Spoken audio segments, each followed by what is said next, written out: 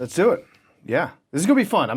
Yes. I'm glad that you asked me because we can get into it all like throughout the conversation, but it's good to have like real conversations. Well, that was kind of what I even wanted to start with is like, do you ever want to just talk like yourself or be yourself and not be a character and not have to be on or incredibly witty or whatever? It's like, you do that so often now. Yeah, it's been like, if you've followed the stuff that I've put out over the last like 4 years especially, it's been a gradual process where it's like you're getting now more of me, like way more of me as a person, and way less of PFT. Like I try to reserve the PFT Commenter thing for writing and for tweeting for the most part, but like I realized back in like 2017 that it was not going to be a great sustainable career path if I'm just like always acting like this dickhead all the time. Yeah. While it is endearing and super funny, it's like at some point there's a burn rate on it. Yes. Yeah, and like even for myself, I can't imagine the people that are listening to it that would be like, for example, like if you're watching Stephen Colbert every single night, when he was doing the Colbert Report, which I thought was really funny. It's like probably his best work ever. Yeah. It was great, but there was like he had to have like a personal end to that just to like keep his own sanity and move on. But yeah, like with the stuff that I'm doing, like especially on macrodosing, I'm just being like myself. That's just on totally that. you. That's just totally me. And I'm part of my take for the most part. It's like 90% now, just like me being me, which feels good to do. It's like a little bit, it's more comfortable, definitely. You know what's funny is I can't believe I didn't like ever make this connection to myself, but I remember thinking it's so funny that we call this guy PFT. Like we just say these 3 random letters. Yeah. And it's obviously exactly the same for me with KFC, but because it's my actual initials, I don't know, I just felt it very different than like PFT because it's Pro Football Talk and it just felt stranger to me, but really it's no different than just saying KFC or TJ or whatever. Yeah. It's just letters, but because I know what it symbolizes, sometimes I felt weird. It's like I'm calling this guy this name that's technically a website acronym. Yeah. You know what I mean? No, I feel bad for Mike Florio. Yeah, like, I've kind of cucked him out of his name there. Totally. I mean, if you say PFT, nobody's thinking about the football website anymore. Yeah. And for a long time now. There's like, I think there's probably like a specific age delineation where it's like, if you're above the age of 40 and you hear PFT, you're thinking, trenchant news and legal analysis when it comes to NFL CBA contracts. And then if you're below 40, you're like, oh yeah, it's the dick joke guy. Yes, 100%. So yeah, there's definitely like a schism right there. I had negotiated with Florio a few years ago actually, so he agreed to never sue me for using PFT as my name if I gave him the RG3 No Pressure No Diamonds trademark. So in RG3, like he let his trademark collapse on that. And you actually grabbed it? I grabbed it, and way. and then he wanted some of that, so it was like, it's all yours. You can use No Pressure No Diamonds. See, it's a really bad negotiation by Mike Florio. Yeah, on his one. Yeah, probably could have gotten a lot more out of the other side. There's a reason why he's not a lawyer anymore. Yeah. not great. It was weird. Like, it's funny that you brought that up because just a couple weeks ago, I was down at the beach and I had like 3 or 4 different friend groups that came over to my house at the same time, and some of them were friends from college, some were friends from high school, some of the Hard Factor guys came up, and then some people here from Barstool were hanging out, and then my buddy Mark from Hard Factor, who I've known since, probably like 6th grade, 5th grade maybe, he started calling me PFT, and I was like, what the fuck is this I was shit? Like, no, what's going on? You don't call me that. Right. Like, what's going on here, Mark? But it's definitely like something that I've just kind of like learned, I guess that's my name now. Yeah. I can't really escape that, which is fine. My friends will be like, if I say something that pisses them off or I'm being a douche, they're like, oh, KFC's here tonight. Like, let me know when Kevin's back. But tonight we've got KFC. I'm like, fuck you guys. Yeah. But there definitely are, or I feel like a lot of people have that if there's any sort of, I used to go by Timmy and now I go by Tim or whatever. And the original friends from early on roll their eyes like, oh yeah, you call him that? Like, fuck out of here. I knew him when he was blah, blah, blah, Wait, you didn't used to go by Timmy? No. Okay, I'm just saying in general, whatever your name may be. Yeah, it's usually someone that, like, their name is like Stevie or Timmy, and then they graduate from college and they're like, I'm actually just Steven now. Right, and the friends who know him as Stevie are kind of like, fuck you, man, get out of here. But everybody's got their own right to be called what they want. But in your case, you didn't really, like, did you want to be called PFT. I especially think it's funny when people say commenter Yeah. at the end. PFT commenter. Like, did you want to? You probably didn't expect it, but like, was there ever a thought of just being like, I'm Eric, the guy behind PFT commenter? No, never, Yeah. never. And as a matter of fact, like I never wanted to be on camera ever. Yeah. I didn't even know. Like I didn't think I wanted to do a podcast. I just always thought of myself as just being a writer. Right. And like honestly, if like that's probably the thing that I'm best at is writing. Yes, I agree. I'm the same way. To this day, I don't think I'm a good podcaster. I have like a minor speech impediment, yet somehow I'm doing a podcast like that goes out to 1 million people every day, which is great. But like I never thought of myself ever as a podcaster. I'm with you on that. You're selling yourself short, saying you're not good at it because you are great. But I'm with you in the sense of like, I've always thought my best attribute was writing. It's just a shame that we don't like monetize and or promote and reach the same way as you do with the podcast with writing, because I would gladly just go back to blogging 10, 12 times a day if it could mean the same thing financially and opportunity-wise and all that stuff. Yeah, my original intent when I started the Twitter account was literally just to make myself laugh. Right. Just because I was stuck in an office job that I didn't like. I missed writing about comedy or doing comedy writing. And so I was like, I'm going to start this Twitter account just to make my days in the office like a slightly more tolerable. Yep, I get those like 15-minute breaks where I can make a joke online, make myself laugh, maybe some other people like it. But it was really just like a small, like there's a tiny little light of like a window where I had an opportunity to make my day not suck. Yep. And that quickly became my favorite part of every day was when I could like log on Twitter, see what was going on. That grows a little bit more. That window gets a little bigger. Yeah, and then I started blogging, and that's really all I wanted to do. I wanted to write. That was like a lot of fun for me when I started writing at Kissing Suzy Kolber, and as far as I knew, I was like, you know what? There's one day where I realized I didn't want to be in an office for the rest of my life. And I had a pretty decent job at the time. I was selling software, which don't ask me anything about software because I can tell you like I can bullshit a little bit, but I have no idea what I'm is doing. that even like? What? It's one of those things. Like I was a software salesman. Like, what does that mean? Like, what kind of software? Any software? Specific software? .NET, C#. Yeah, we did some C# boot camps, some Agile boot camps. Isn't it so Tell you all funny? about the waterfall and the stand-up meetings, all that shit. Yeah. Like you've now turned into one of the most like creative, successful people like in the world. And at one point you were talking C# fucking software. Yeah, and I have no training whatsoever. No, of course I don't know how to write any computer code whatsoever. No. But I was like, at one point, I just realized you can get addicted to the money part of living the office lifestyle. Oh yeah, Like that's the only thing. Absolutely. That's why it exists. Yeah. Why else would you be doing? Why else would you be doing that? And unless it was like something that you were actually passionate about. I was not passionate about software sales, but I realized that I was going to get addicted to the money, and then if I stuck around for another like 4 or 5 years, I get a house, I got the payments. Who knows what happens with family stuff? I could very clearly get locked into that path. And so one day I was just like, you know what? If I could write for a living, it doesn't matter what I'm writing. I was even thinking like, hell, I'll take copywriting. I'll be like an ad copywriting guy because I don't like the sales life. I just want to write. I want to be creative. And right now I have no creativity in my life. So I was like, if I can get paid $50,000 a year to write, I will be extremely happy for the rest of my life. Wow. And that was my goal. Even if it just stayed at 50? Yep, that's what. When I quit my job, that's what I told my boss. Yeah. I was like, just $50,000. That's what I want. Yeah. I don't need any more than that. Like the family that I grew up in, it was like a single parent income. My mom was a teacher, and so she didn't make $50,000. I didn't feel like I was missing out on that much growing up. I was like, 50's enough. I guess I can get by on $50,000 a year. So I wanted to just write. Preferably about sports, preferably comedy, but whatever. Wanted to just be creative with something. And then I think the best feeling of my life was driving away from work on the day that I quit. It was, there's no drug that feeling that matches. Well, I do you didn't get remember to drive, that? but I walked out and I was just like, there was a physical change, like a smile plastered on my face, just like, I'm done, I'm out. Music sounded better on that ride home. Oh, man. I think it was like 50 degrees. I put my windows down and pretended like it was nice outside. Like that feeling of freedom. That's, to me, still to this day, it's like I want to recreate that moment somehow. I don't know if you can. That's chasing the dragon, brother. That is chasing the high.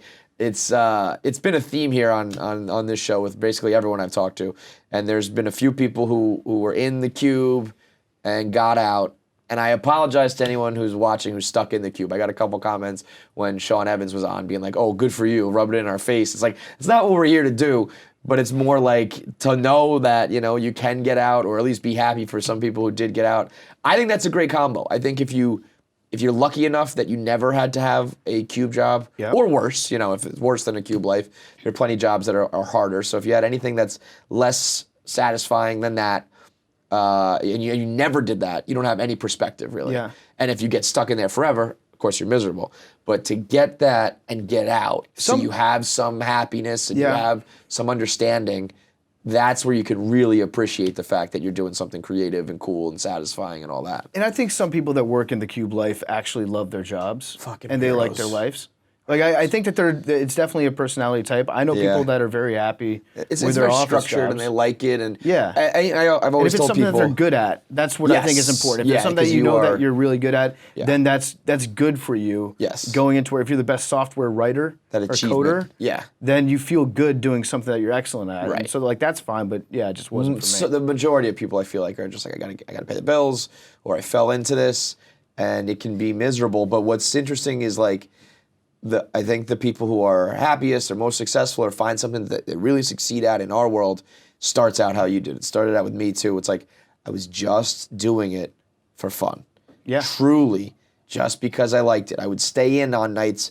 My friends were going out, and I was like, I'm working on like a big blog piece that included like a lot of work on it, And they were like, for what? Like, and I was just like, because I want to do it. Yeah. Like, I don't want to go to the bar. I want to write this thing because I genuinely liked it, and you can't fake that. And you can start a blog with the intention of working for Barstool or whatever, but it's not the same as when you started strictly for the love of the game.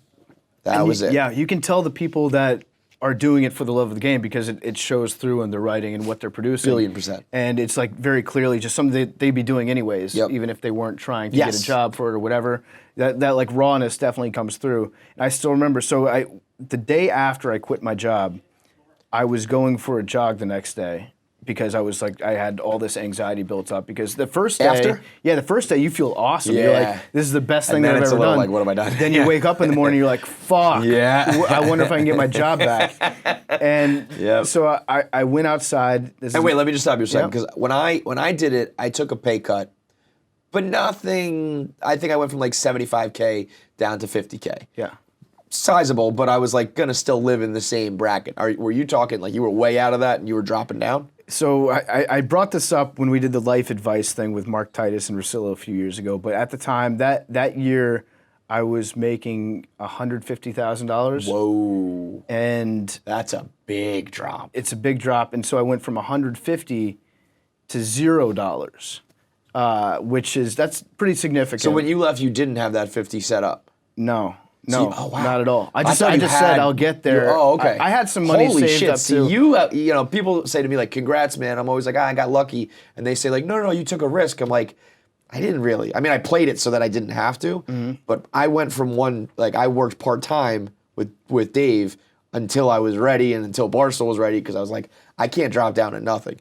Guys like you, I tip my cap because that's fucking crazy. It was nuts. So I'm not what you'd call a big spender. I'm like I said before, like I could get by on $50,000 a year, even though I was making a good amount of money for like a 27-year-old. Dude, 150. I was like swimming in Texas, in Austin at the time, which was pretty good. Shit. I saved up a decent amount of money, not like a whole lot. I didn't have enough to like live for years, but I had I knew that I was going to be able to make rent for the next couple months at least, you know?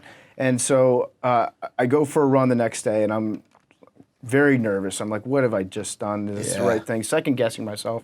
And I get a DM while I'm on the run. And this is back when like I had notifications set up for like every DM that I would get on Twitter or whatever. Yeah. So my phone buzzes, and it's from Mike Tunison at Kissing Suzy Kolber. And he says, hey man, I just want to say I really like your writing. If you ever want to write for us, I can get you on the staff. Just by chance. The very next day, just by chance. There's some fucking cosmic energy, some kismet in the air when that kind of shit happens. I stopped my run immediately. I was like, I don't need to exercise anymore. Fuck this. Jogging sucks. I didn't want to be out here in the first place.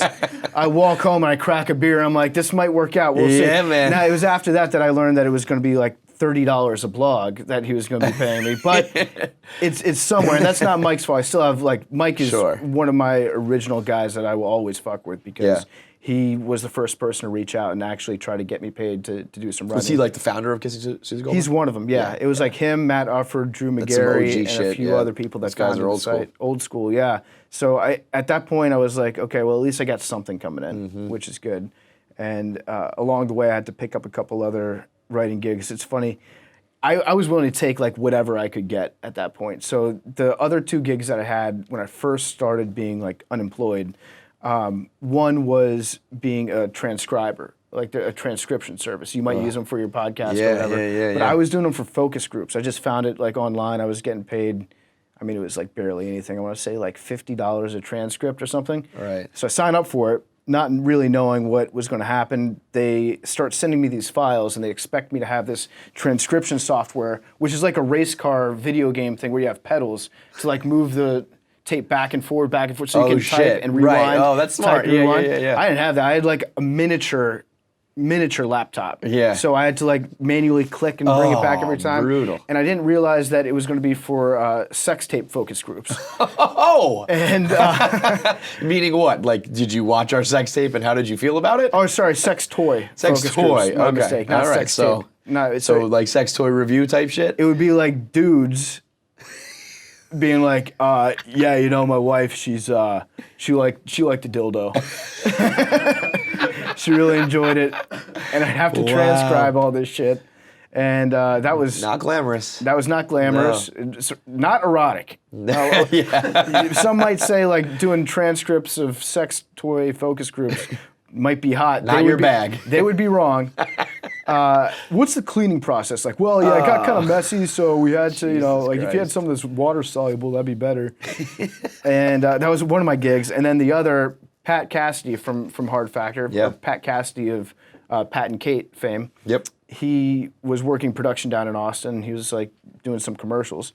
And he said, hey, I've got like an acting job in a commercial. If you want to do it, it pays $100 a day. I was like, yeah, sounds good. Fuck yeah. So I go out there. It's for Montana Mike's, the steakhouse. Okay. It's like a chain steakhouse. They're doing a commercial to promote whatever new menu launch that they had.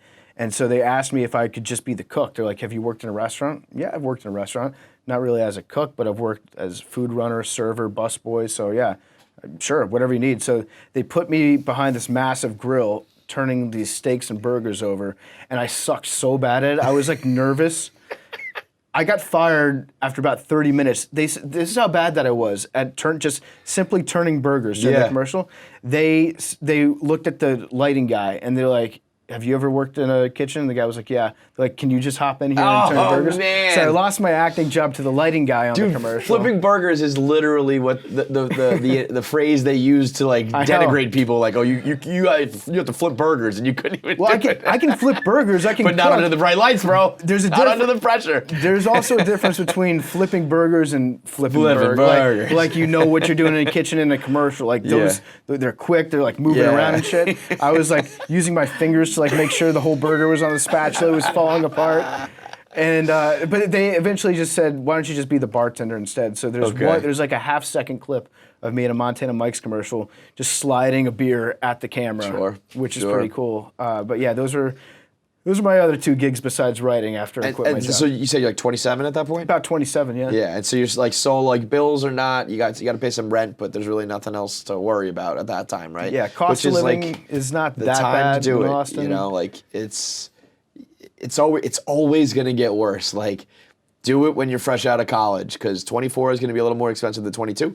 27 is worse than 24. And then when you're talking 30s, 40s, kids, family, then it's too late. Because then what you described, I got a mortgage and I got bills and I can't leave this software job. So yeah. I was definitely very close to getting a point where I was going to be locked in. Right. So I just started, if I wasn't out working on like some stupid commercial or transcribing sex toys, I was just at my computer all day long.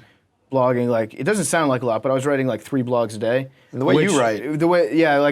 I'm not just like taking a headline and then like adding a couple thoughts to it, publish, which is fine. And some of the blogs that come out that we do here at Barstool that are like the quick hitters are funny, where it's like, okay, here's my initial reaction, put it out there, it gets a shitload of clicks. But the way I was writing was like, I gotta have like 3 paragraphs, I gotta have like 4 jokes in each paragraph. I got to have a topic that I'm coming out with. Did you from a have it weird really angle. set like that? Like you would like a formula almost like 1, 2, 3, 4, or I just a general guideline of? I just knew that if I was like reading back through it, if I wasn't laughing a couple times per paragraph, then I didn't want to publish it. So it was just like all day at the computer blogging, and to the point where they're like, "Hey, you're blogging too much. We don't have that much of a budget." Wow, we can't pay you. I got a pay cut, not through Mike's fault, but through the Uprocks people. Got a pay cut to $25 an article, $20 an article. That was those were lean times. I always, no matter what about Dave, I always say he was so much more fair with money than anybody in this industry. Like we never got nickel and dimes for good writing. Where everyone else would squeeze people out. It sucks. 1,000,000%. Like when I was ending up my contract at SB Nation,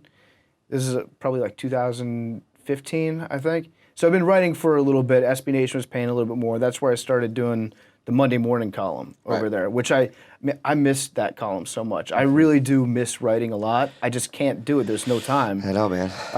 But I was at the end of that contract, which was totally freelance. They were paying a little bit better, but still like it was barely enough to get by. So I actually ended up buying a house in Austin when I was working at SB Nation. But I was making such a little amount of money that I qualified for low-income housing. That's how, and I had no savings left anymore at that point. Yeah. I was living below the poverty line, and they're like, "Hey, well, you can get a good deal on this house. You just have to sell it to another person that has low-income needs when you're done with it." So I was like, "That sounds great." So I was working there, and the contract was coming up. Didn't know what I was going to be doing. Didn't know what the market was like at all. I just knew that it would be nice to have health care. Yeah. It would be good to have health insurance. That was still per blog? That was, towards the salary? end, they had me on like a monthly stipend, which was still, I still wasn't at that $50,000 level after a couple of years, but it was enough to get by. Yeah, healthcare is always I mean, that was a huge thing for me too, was benefits. And I even at Deloitte, I made sure I got fired so that I could get Cobra benefits, because if I walked out the door, that would be out the window. And Cobra was still expensive as fuck, but it was subsidized, so I could afford it a little bit. The fuck is up with Cobra, by the way? It's like $800 a month or something like that. My troubles with Cobra, like I went to war with them. There was one time where I missed a payment, but not because I couldn't afford it. It was like a clerical thing. And if you have a gap in payment, you lose it. I mean, I went to I think I had like a congressman have to write on my behalf to get my shit back. Because I was like, I mean, I had, neck and shoulders and injuries. I can't not have benefits. And, someone like Dave was like, I don't get it. Just like, don't have health insurance. Who cares? And I was like, it's just not an option. Yeah. But, different concerns for different people. But yeah, so having having like a salary and benefits is a peace of mind thing that goes a long fucking way. Yeah, I was like, I would like to have a job, like a full-time job. And so I asked the people at SB Nation, hey, I'd like to be full-time here. And they were like, well, what are you going to do? And I was like, well, I'd like to write X amount of blogs a week. I'd like to do a podcast 3 times a week. And they were like, yeah, no, I don't think that we have it in the budget for you. Bro. And I was like, okay. And it's funny enough, I actually reached out to Deadspin at the time to see if they would hire me, because I knew some people over there. Yeah. They scheduled 2 phone interviews with me. They showed up to neither one of them. Oh. And then I emailed the guy and I was like, hey, I really need to have a job, so can we talk? Ended up getting him on the phone, and basically the guy just asked me what SB Nation's plans were for the future, to get intel about what SB Nation was going to do. Fucking skunk. Never and no once. interest in you, yeah. And then at the end, they're like, yeah, we're in a hiring freeze right now. So you wasted my entire time. I was like, so you wasted my time. And at the same time, I was talking to a couple other people, like Jamie O'Grady asked me to come on full-time at the Cauldron. Yeah, your best guy, Jamie. Jamie, I don't want to get into it too much, but Jamie's a weird guy, even behind the scenes. Strange. Yeah, I get that vibe. Strange guy. Yeah. So those were like my options, and none of them were good. And I mean, those will go down in history as, the guy who sold his Victoria's Secret stock when it was $1, or you sold the Apple logo for $20 or whatever, not even taking a meeting with you or granting a full-time gig when you were already at the company. Yeah. I mean, SB Nation has to fucking kick themselves every single day. I mean, they've let a lot of really talented people go. If you can look around sports media, And there's so many people that used to be there. What is it? Is it like hubris? Or are they just like, no, like we don't need you. We've got the name. Run by like a venture capitalist type guy, Jim Bankoff, I think is his name. So he's like a billionaire, and so he sees more value in all the like. They're really big on the what time is the Super Bowl. Google searches. They're really big on the like how to watch the UFC fight for free Google searches. Right. And so they saw more money from those quick hits where they could sell like banner ads or whatever than paying people that kind of the polar opposite of here, where it was like we'll invest in long-term, successful, talented people. Exactly. Even if it takes a little while or whatever. Say what you want about Dave Portnoy. Dave Portnoy is the only person that made me a full-time offer when my contract was coming. The only person, and I was looking to work somewhere. Right, yeah, you were actively. He's the only person. He believed in what we were trying to put together.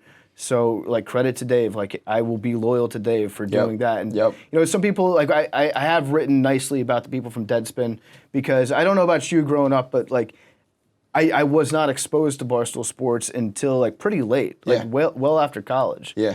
Because it was it just was a workplace thing for me. It was a blog that I needed to read to get me through my shitty day. Yeah. That's when I found it. Yeah. And it's very much, or it was a regional thing. Yeah. We're in the Northeast. Sure. And it was just not something that ever came across my attention or whatever. For whatever reason, just never popped up in a retweet or whatever until, you know, probably 2008, 2009.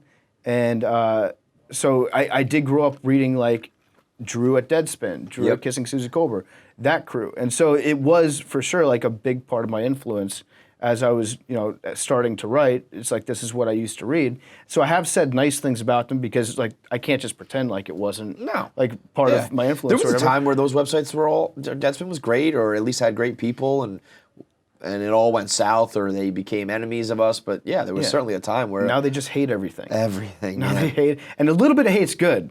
I like a little bit of hate, but if it's all hate, then you don't really hate anything. And that's just your very mentality. true. It's very true. And like, I mean, I'm always known as the guy who hates everything because I speak up more about what I hate, but I always have what I love to kind of compare it to. Because if you hate literally everything, it's like, well, in comparison to what? Yeah, do you hate it more than the last thing that you said you hate? You know, it becomes a race to see who can figure out why you should hate something first. And also hate with the inherent, like, the virtue signaling bullshit, where it's like, I hate this because it makes me feel better about myself, or what, you know, whatever it comes to that.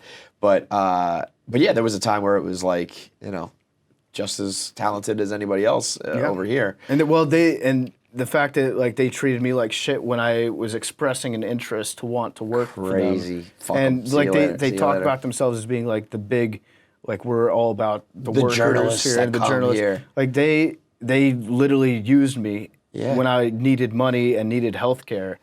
And before, you know, once you come to work for Barstool, you get a little bit of a red scarlet letter, you get a little stigma. But before any of that, so there was really no reason for them to have any, you know, issue with you, right? No, I thought they liked me. I thought they did. So, and SB Nation already had you. I mean, that's like having, you know, you drafted him, you had the rookie contract, and you let him go, and he became, you know, the fucking MVP. It's funny because I also, at some point when I was at SB Nation, I started getting in touch with Eric Stengel.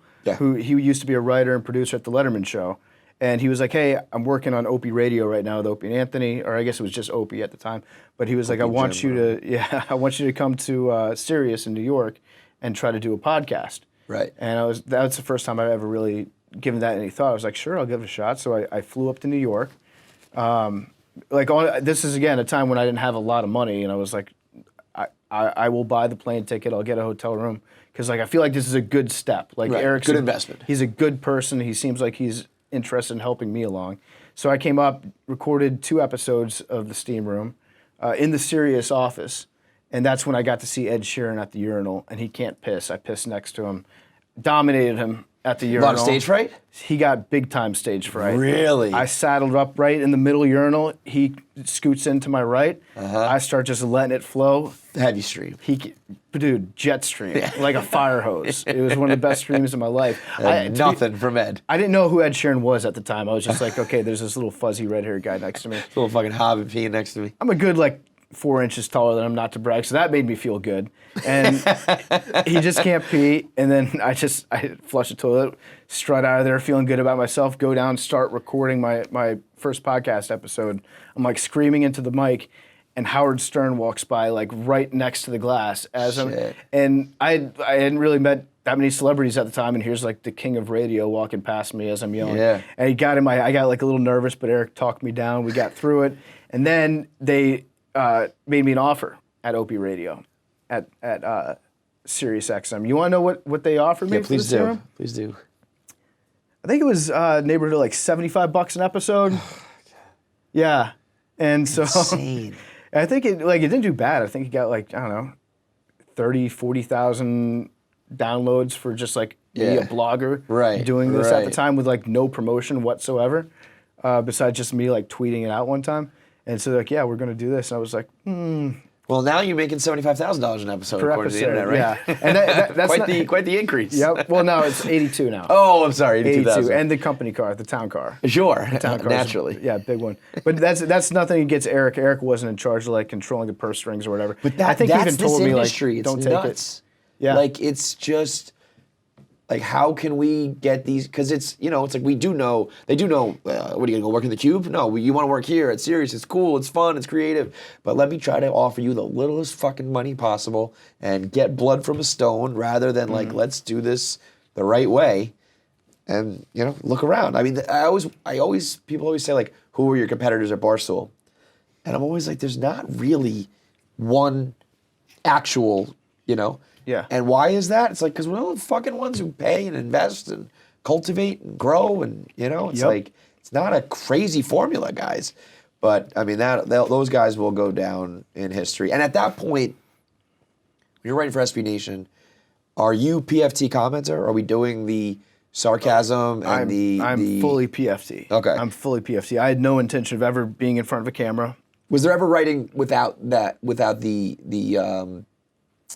like football to pick up, commenter character? Yeah, to pick up a couple bucks here and there, I would do like a gambling column once a week. I think I called it like "Don't be an idiot" or something. I just basically said what an idiot I am, and here's why I would pick these teams this weekend. Got it. So therefore, go against everything. It was basically fade myself. And are you writing as Eric or as still Eric? Okay. As Eric. So I needed to pick up some money, so I was like, I'll blog an extra like 2 times a week or whatever. Right. So I did a little bit of that, and then I was writing for the Austin Chronicle. I was covering the Texas Longhorns, the football team down there. Just straight like sports coverage. Yeah, do like I wasn't like a beat reporter or anything. I just had a column once a week that would come out, I think, on Monday mornings or Tuesday mornings. Got it. And so I would do that also, just like trying to piece together enough money to be somewhat comfortable. Yeah.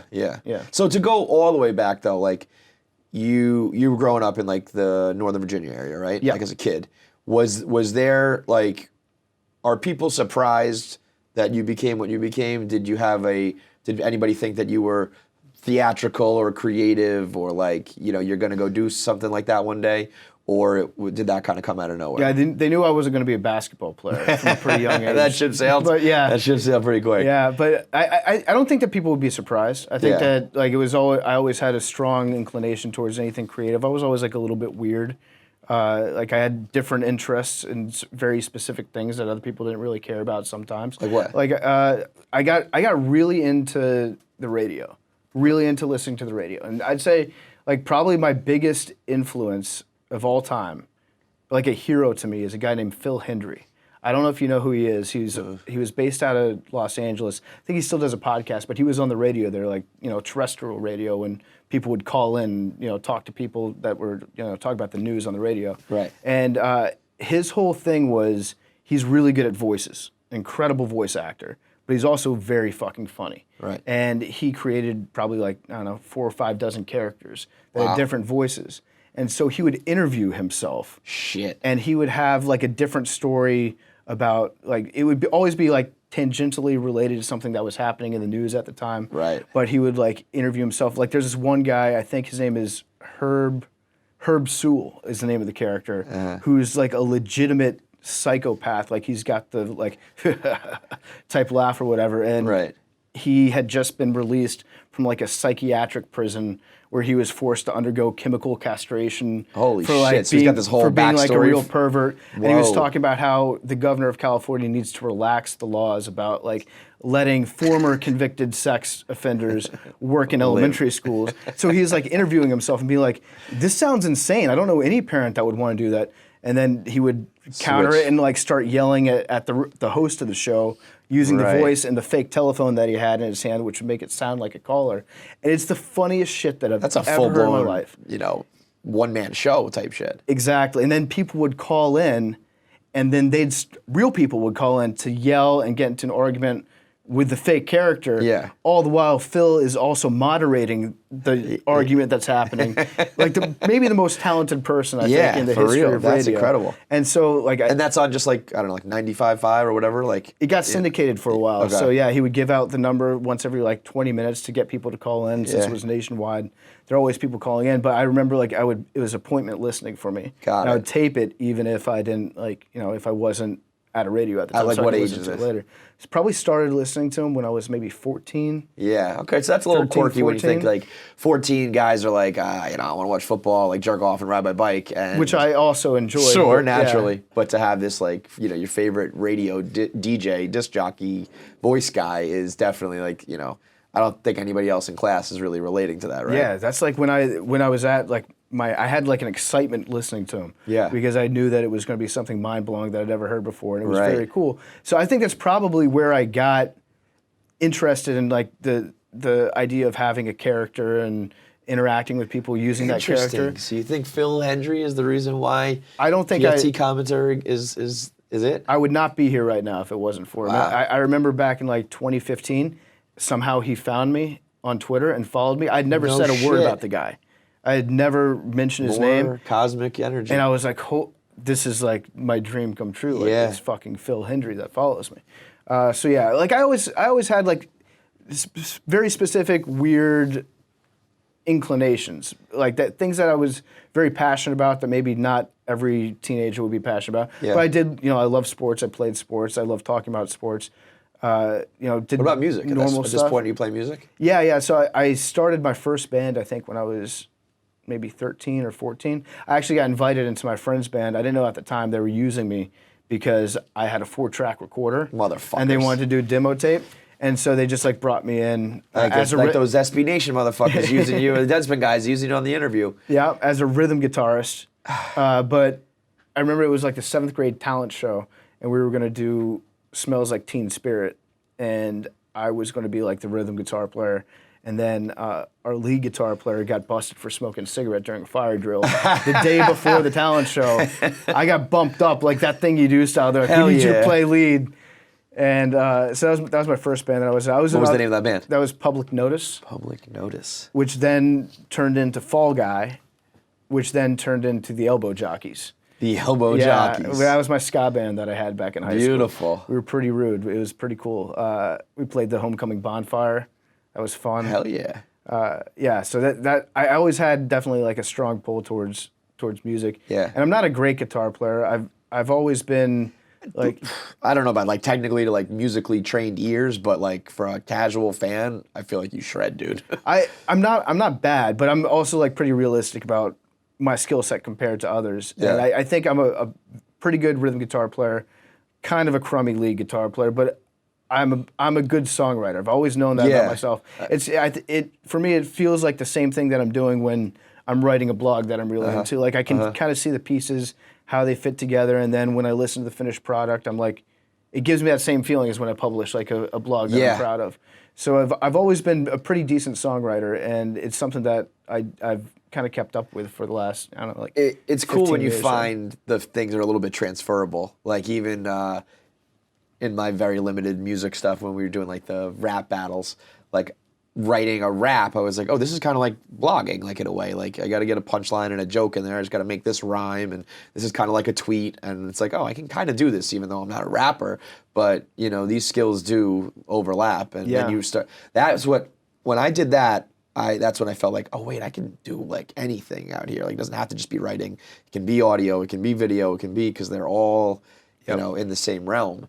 And then you mix in comedy, right? You were doing when were you doing like improv comedy, sketch comedy? Is that at a young age or is that later? Yeah, I did a little bit of that in middle school and high school. There was a summer camp that I went to one year I think it was called the Institute for the Arts. It sounds super pretentious. Basically, it was big time. That feels like you're going to get like the scholarship to Juilliard or some shit. Let me tell you what it was. It was like all the weird bad kids whose parents wanted them to fuck out of the house over the summertime. So they'd put you in a yellow school bus every morning and take you to one of the high schools nearby. Yeah. And then there would be like, I don't know, a comedy teacher that would talk to you for like 2 hours. Right. And so I started doing a little bit of improv there. It was okay. It just like, improv was never really my thing. I liked watching improv, but it didn't scratch that same itch. I think I like to take a little bit more time in coming up with something and then rather like do it on the spot. And I can do improv. I don't think I'm good at it, but I can do it. It's kind of fun, but it was never something that like really appealed to me. So I started doing more writing, and yeah, I think after going to the Institute for the Arts, I was like, you know what, this is not. I don't think I'm going to go down the line of like trying to do stand-up comedy or like be in an improvisational troupe. Also, the people that are drawn towards improv comedy in middle school are the least funny people in the world. They're not people that you want to hang out with or like have a laugh with. They're people who want to do something related to the theater, and they're like, oh, I'll give this a shot because I'm outgoing, and they're not funny. They're why improv comedy has a little bit of the reputation it does. Probably, like when I saw Ben Schwartz and Tom Middleditch do their Netflix special, I was like, this is the most talented and funny thing I've ever seen in my life. Yes. But I related to the guy in high school who's like trying to do something cool and it's just like, oh, this is not working. Dude. There's nothing funnier than great improv, and there's nothing more pathetic than bad improv. Yes, exactly. There's very little in between too. It's not like, oh, that was pretty good improv. I feel like it's either blowing you away or you're like, get me the fuck out of here. I never want to see this again. Yeah, so I was, when you're in high school, you don't have that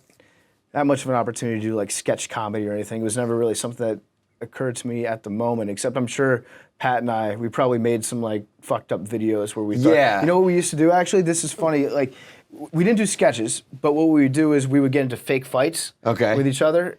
So we'd go stand out by the street, wait to have cars driving by, and then I'd have Pat like swing a recycling bin at me and have it like hit me in my hands at the last second. Then I'd fall down like right on the curb, and then we'd laugh because the cars would like screech to a halt. We're like, oh my God, I just saw a 12-year-old kid get killed. And so we'd have like a camera set up to capture all that. Actually, it was mostly like knockoff Tom Green stuff. I was gonna say like a little Tom Green, Jackass-ish, like shtick sketch comedy. What is Who Do You Know Here? We started that in, I think it was right after college. So I knew that I didn't want to get like a real job, and I knew that I had this like creative energy. I wanted to do something where I was writing comedy, and that's a lot of credit to my comedy writing teacher in college. I didn't even know that there was a comedy writing class, but his name's Inman Majors, one of the funniest writers. He's done some great books about college football, about a lot of stuff. Yeah. And I remember I found out about his class the day after.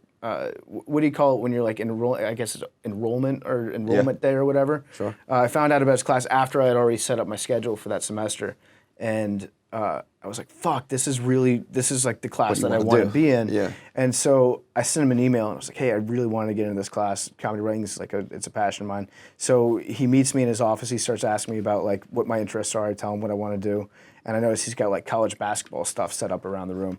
And so I started talking to him about college basketball. And I mentioned something about like, oh, I can't believe like Kansas covered the spread last night or something. And he was like, and he goes, what do you think about UConn-Memphis tonight or something like that? Yeah. He's like, what do you think the spread on that game is? I guess like 3.5. He's like, it's 3. That's pretty good. Wow. And so he and I like bonded almost instantly. Yeah. Got into his class. He was a great, great teacher. And as one of my assignments in that class, I had to write like a short story, and I did that, and I thought it was really funny. It was about a high school kid that drops out to sell meth with his high school chemistry teacher. Dang, that's messed up, right? Yeah, and I thought it was very funny. Just random. Yeah. Just a random idea. And I started talking to my friends. I was like, we should turn this into a short film, which we did, and we made it in 2006, I think. Yeah, it was probably like December of 2006 we made it. And put in some like local film festivals. It wasn't that good. It's not very funny. Watching it back, it's actually like painful to watch what a shitty actor I am. But it was it was enough to prove to myself that like I could do it, you know, like I could, I can't get any worse than this, and it's something that I care enough about. I should try to pursue it, and my friends felt the same way. So we started doing sketch comedy. A lot of those, I don't think that they even exist out there on the internet. Dang That's Methed Up is still here. It's dang, is it? Pat sent it to me. There's like a Vimeo link that I didn't get to watch because it required a password, but it's still out there. I don't know if that's good or bad. Probably bad. Wait, you said it's a kid who drops out to sell meth with his chemistry teacher? Yeah, Danny and Brian. And Danny drops out. And this is in 2006. I wrote it. Yeah, I wrote it in 2006, and we filmed it in 2006 also. So that's pre-Breaking Bad? Pre-Breaking Bad. That's why I would kind of laughing, saying, "Oh, just a random idea," thinking that you were like making it after Breaking Bad. So you had the idea for Breaking Bad before Breaking Bad? Yeah, meth was real big in Harrisonburg, Virginia at the time. I guess maybe it's not that novel of an idea, but to me, writing Jesse and Walter before Jesse and Walter is a pretty fucking cool idea. Yeah, so that actually, at first I was pissed off when Breaking Bad came out. And I was like, fuck these guys. They stole my idea. Like Vince Gilligan was watching Dang That's Methed Up. Went to the Shenandoah Film Festival in 2005. You never know, You man. never know. You never know. But I was pissed. I was like, this is my fucking idea. Yeah. And so I didn't watch it for a while. And then I started watching after a couple of years. I'm like, okay, this is the best television show of all time. So a little bit better than Who Do You Know Here? Yeah, I think he pulled this off better than I could have. And it did give me a little bit of reinforcement where I was like, you know what? If I have an idea that is similar to the idea that ended up becoming the best television show of all time. That's huge. Maybe I'll have another good idea one day. Dude, I was watching Conan once. The first thing I ever really set out to do that was creative was I wanted to get an internship at Conan. And there was something as simple, I can't even remember what it was. It was like Conan was doing some sort of like mixing the celebrity faces together. Yeah. And I in my head I was thinking like, it would be really funny if they mixed this guy with Gollum from Lord of the Rings for whatever reason. And they did that. And I was like, oh shit. Like I just had an idea that would like played out on Conan. It's something as simple as that. Yeah. And I was like, I can do this, man. And I called up and phone interview, they blew me off, all that shit never happened. But that's a smidge compared to like, I came up with the premise for the show that ended up being the greatest TV show of all time. But you're right, because like you see that and you're like, I had that idea. That ultimately is a good thing. My brain was working that way. You can be bitter about it, or you can be like, oh yeah, I think that this is telling me that this is the direction I should I should start to go on. Right. Because it's also like your first idea is not going to be the thing anyway. So take it as a good sign and don't be bitter about it and roll with it. So that's kind of like also setting. I just want to point out that like, I don't want to seem egotistical being like, yeah, the whole plot of Breaking Bad, that's mine. Of course not. Because, of course not. Because the other stuff in that, it was like Danny was making meth with his high school chemistry teacher so that he could get enough money to pay for his mom's boob job so that she could get a job at Hooters so that she could have enough money to buy him an Xbox. Listen, so it's a little bit. At the end of the day, it's about making money for your family's well-being. Yes, it's actually a touching story. Yeah, you're right. Good point. And are you at this point throughout your high school, like childhood days, playing sports? Yeah. Normal kid, like stand out at all? I was pretty good at soccer. I was a very good goalie when I was younger for my size. Yeah. And I can't imagine you being picked for goalie. No, I just loved jumping. Yeah, just throwing yourself out. I just loved diving. I was the first goalie to realize that like if somebody has a breakaway, you can just run directly at them and they'll shit themselves and usually not be able to score. So I loved soccer when I was growing up. Just really the goalie position. Also, I was slow, so that kind of like forced me into the goalie position. So I played that in high school. I wasn't that good at it once I reached high school and everybody was like a foot taller than me at that point. Right. But it was still something I loved to do. I played football. I was a kicker. I was a wide receiver. I was a fullback for a couple of scout teams. Is that where the love came? That's where the love came. Mike Allstott and company, yeah. Getting my ass kicked. Yeah. Played basketball. I peaked in about like 6th grade in basketball. Yeah. I was pretty good. Yeah. And then again, everybody grew. I didn't. I peaked in 8th grade. I was fucking nasty in 8th grade.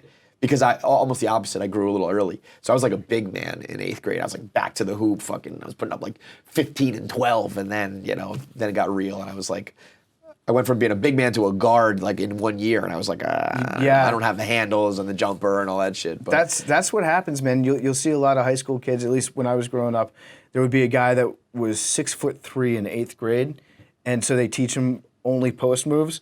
And then by the time he's a senior, he looks like he's never played basketball before. And it's like, no, this guy was the king. Yep, in that middle was me. school. Yeah. On a much smaller level, but yeah, that was me. So so there's like that kind of you're playing sports, but you have this like creative side of you, music, acting, a little bit of acting, improv, comedy, all like jumbled up, and then but there's no thought of doing it like for real. Until that day, until the time, like when you were taking the job as a software salesman, were you thinking like, fuck, there's more for me out there, or like, no, this is just how it goes. Like I did some things when I was a kid, and then I get it. Like I got a finance job because all my friends were getting finance jobs, and I was like, I got to make some money, and that's it. I never had a feeling of like I'm leaving my creativity behind or whatever. No, you don't have that moment where it's like, I'm making a deal with the devil, and like my life is done. I've officially chosen to forgo creativity for this. Right. Like that thought doesn't occur to you. I just knew I needed money, and I wasn't making any. At the time, my first job in Austin was I call myself a used dog salesman, but I was a dog adoption counselor for the shadiest nonprofit dog rehoming facility maybe in the history of the world. It was run by this guy that ended up the guy, I swear to God, he had to pack up his shit and move to Mexico overnight because he was going to get raided. Just like stealing dogs, and I don't know how they got the dogs. Raided because of that or raided because of other shit? I think it was raided because of that. I don't know. His whole life was probably one giant scam. Once I found out, like, I showed up to work one day getting ready to load the van up with all these dogs, and there's like a yellow tape line set up, and there's no dogs anywhere to be found. And the electricity hadn't been paid. My God. I loved the job when it was actually a real thing, because my day was like, I'm going to show up. Puppies and families. Oh, if you got a puppy, that was a good day. But if dogs. You got a puppy, these dogs were mangy mutts. Yeah. If I could find one of them at home, I felt really great about myself at the end of the day. But yeah, it paid $5.25 an hour. Plus tips. That should have been my first clue that this was a shady organization. When they're like, the job, you get tipped out at the end of the day. It's like, what? For dog dogs? rehoming. Yeah. But yeah, that was great. That was not a great organization I was working for. Yeah, but clearly I still felt good at the end of the day. And then do you have a little foray at radio at college? Yeah. So how'd that go? Not great, Kev. You that was the intel I got. You might have seen that tweet from a couple weeks ago. Yeah, I worked at the college radio station, WXJM, 88.7, I think, in Harrisonburg, Virginia. And so I wanted to get in my freshman year. I wanted to be on the radio, probably going back to the Phil Hendry stuff. I wanted to do something in broadcasting at the time, and I started out my second semester of my freshman year, and they basically told me, like, hey, we don't have any spots available. Everybody wants to get on the air if you're like part of the station or whatever. Naturally, yeah. But there's very few time slots that are available. They're like, the only time slots that we have are the ones that nobody wants. So you can do Friday night / Saturday morning, 2 a.m. to 5 a.m. That's the only thing that we have. And you're a freshman in college, and I was like, that's my drinking hour. Like I'm usually I got another job that prime hour is there. You know what? I'm all booked. Yeah. But I knew that I wanted to do something more at the station in the future. So I was just like, fuck it, I'll do it. So you showed up drunk a bunch of times and got fired. Well, no. Is that where this is going? Once or twice I was definitely buzzed, but it was something that I kind of like weirdly took seriously, even though there were probably 10 people listening. No, but I mean, you're in the booth and the equipment. That was, for me, it was just about kind of the same thing we do here now. I don't really ever think about how many people are on the other side of the microphone. You can't. I just think about, when I was in the glass booth and the microphones and the headphones, and it was all very professional. It was like, I don't care. I'm doing the radio. That's all that matters. Yeah, that's kind of how I took it. It was like, it was serious to me at the time. So I did that for a semester. Then they bumped me up to a better time slot the next semester, where I was now doing like talk radio like every Tuesday night, I think. And then Pat ended up moving to Harrisonburg. We started doing a show, Pat and Eric Live is what it was called. So we would do that, I think, once a week. And it started getting like a little cult following. Yeah.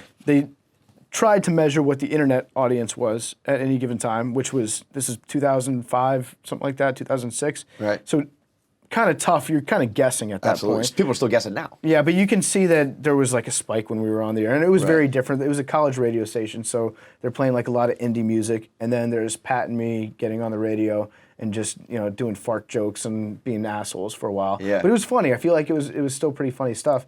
So I worked there for 3.5 years, and then the week before I graduated, they kicked me off the air. The week before. And I was so mad. I was like, I've been coming in every single week, didn't miss a show for 3.5 years. What'd you get the boot for? I still don't know.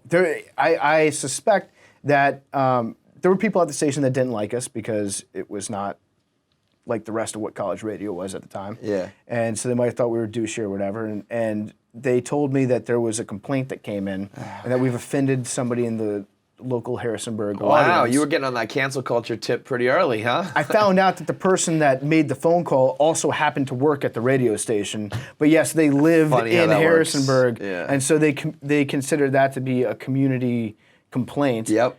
Even though it was the fucking program manager's like best friend that worked next door to her.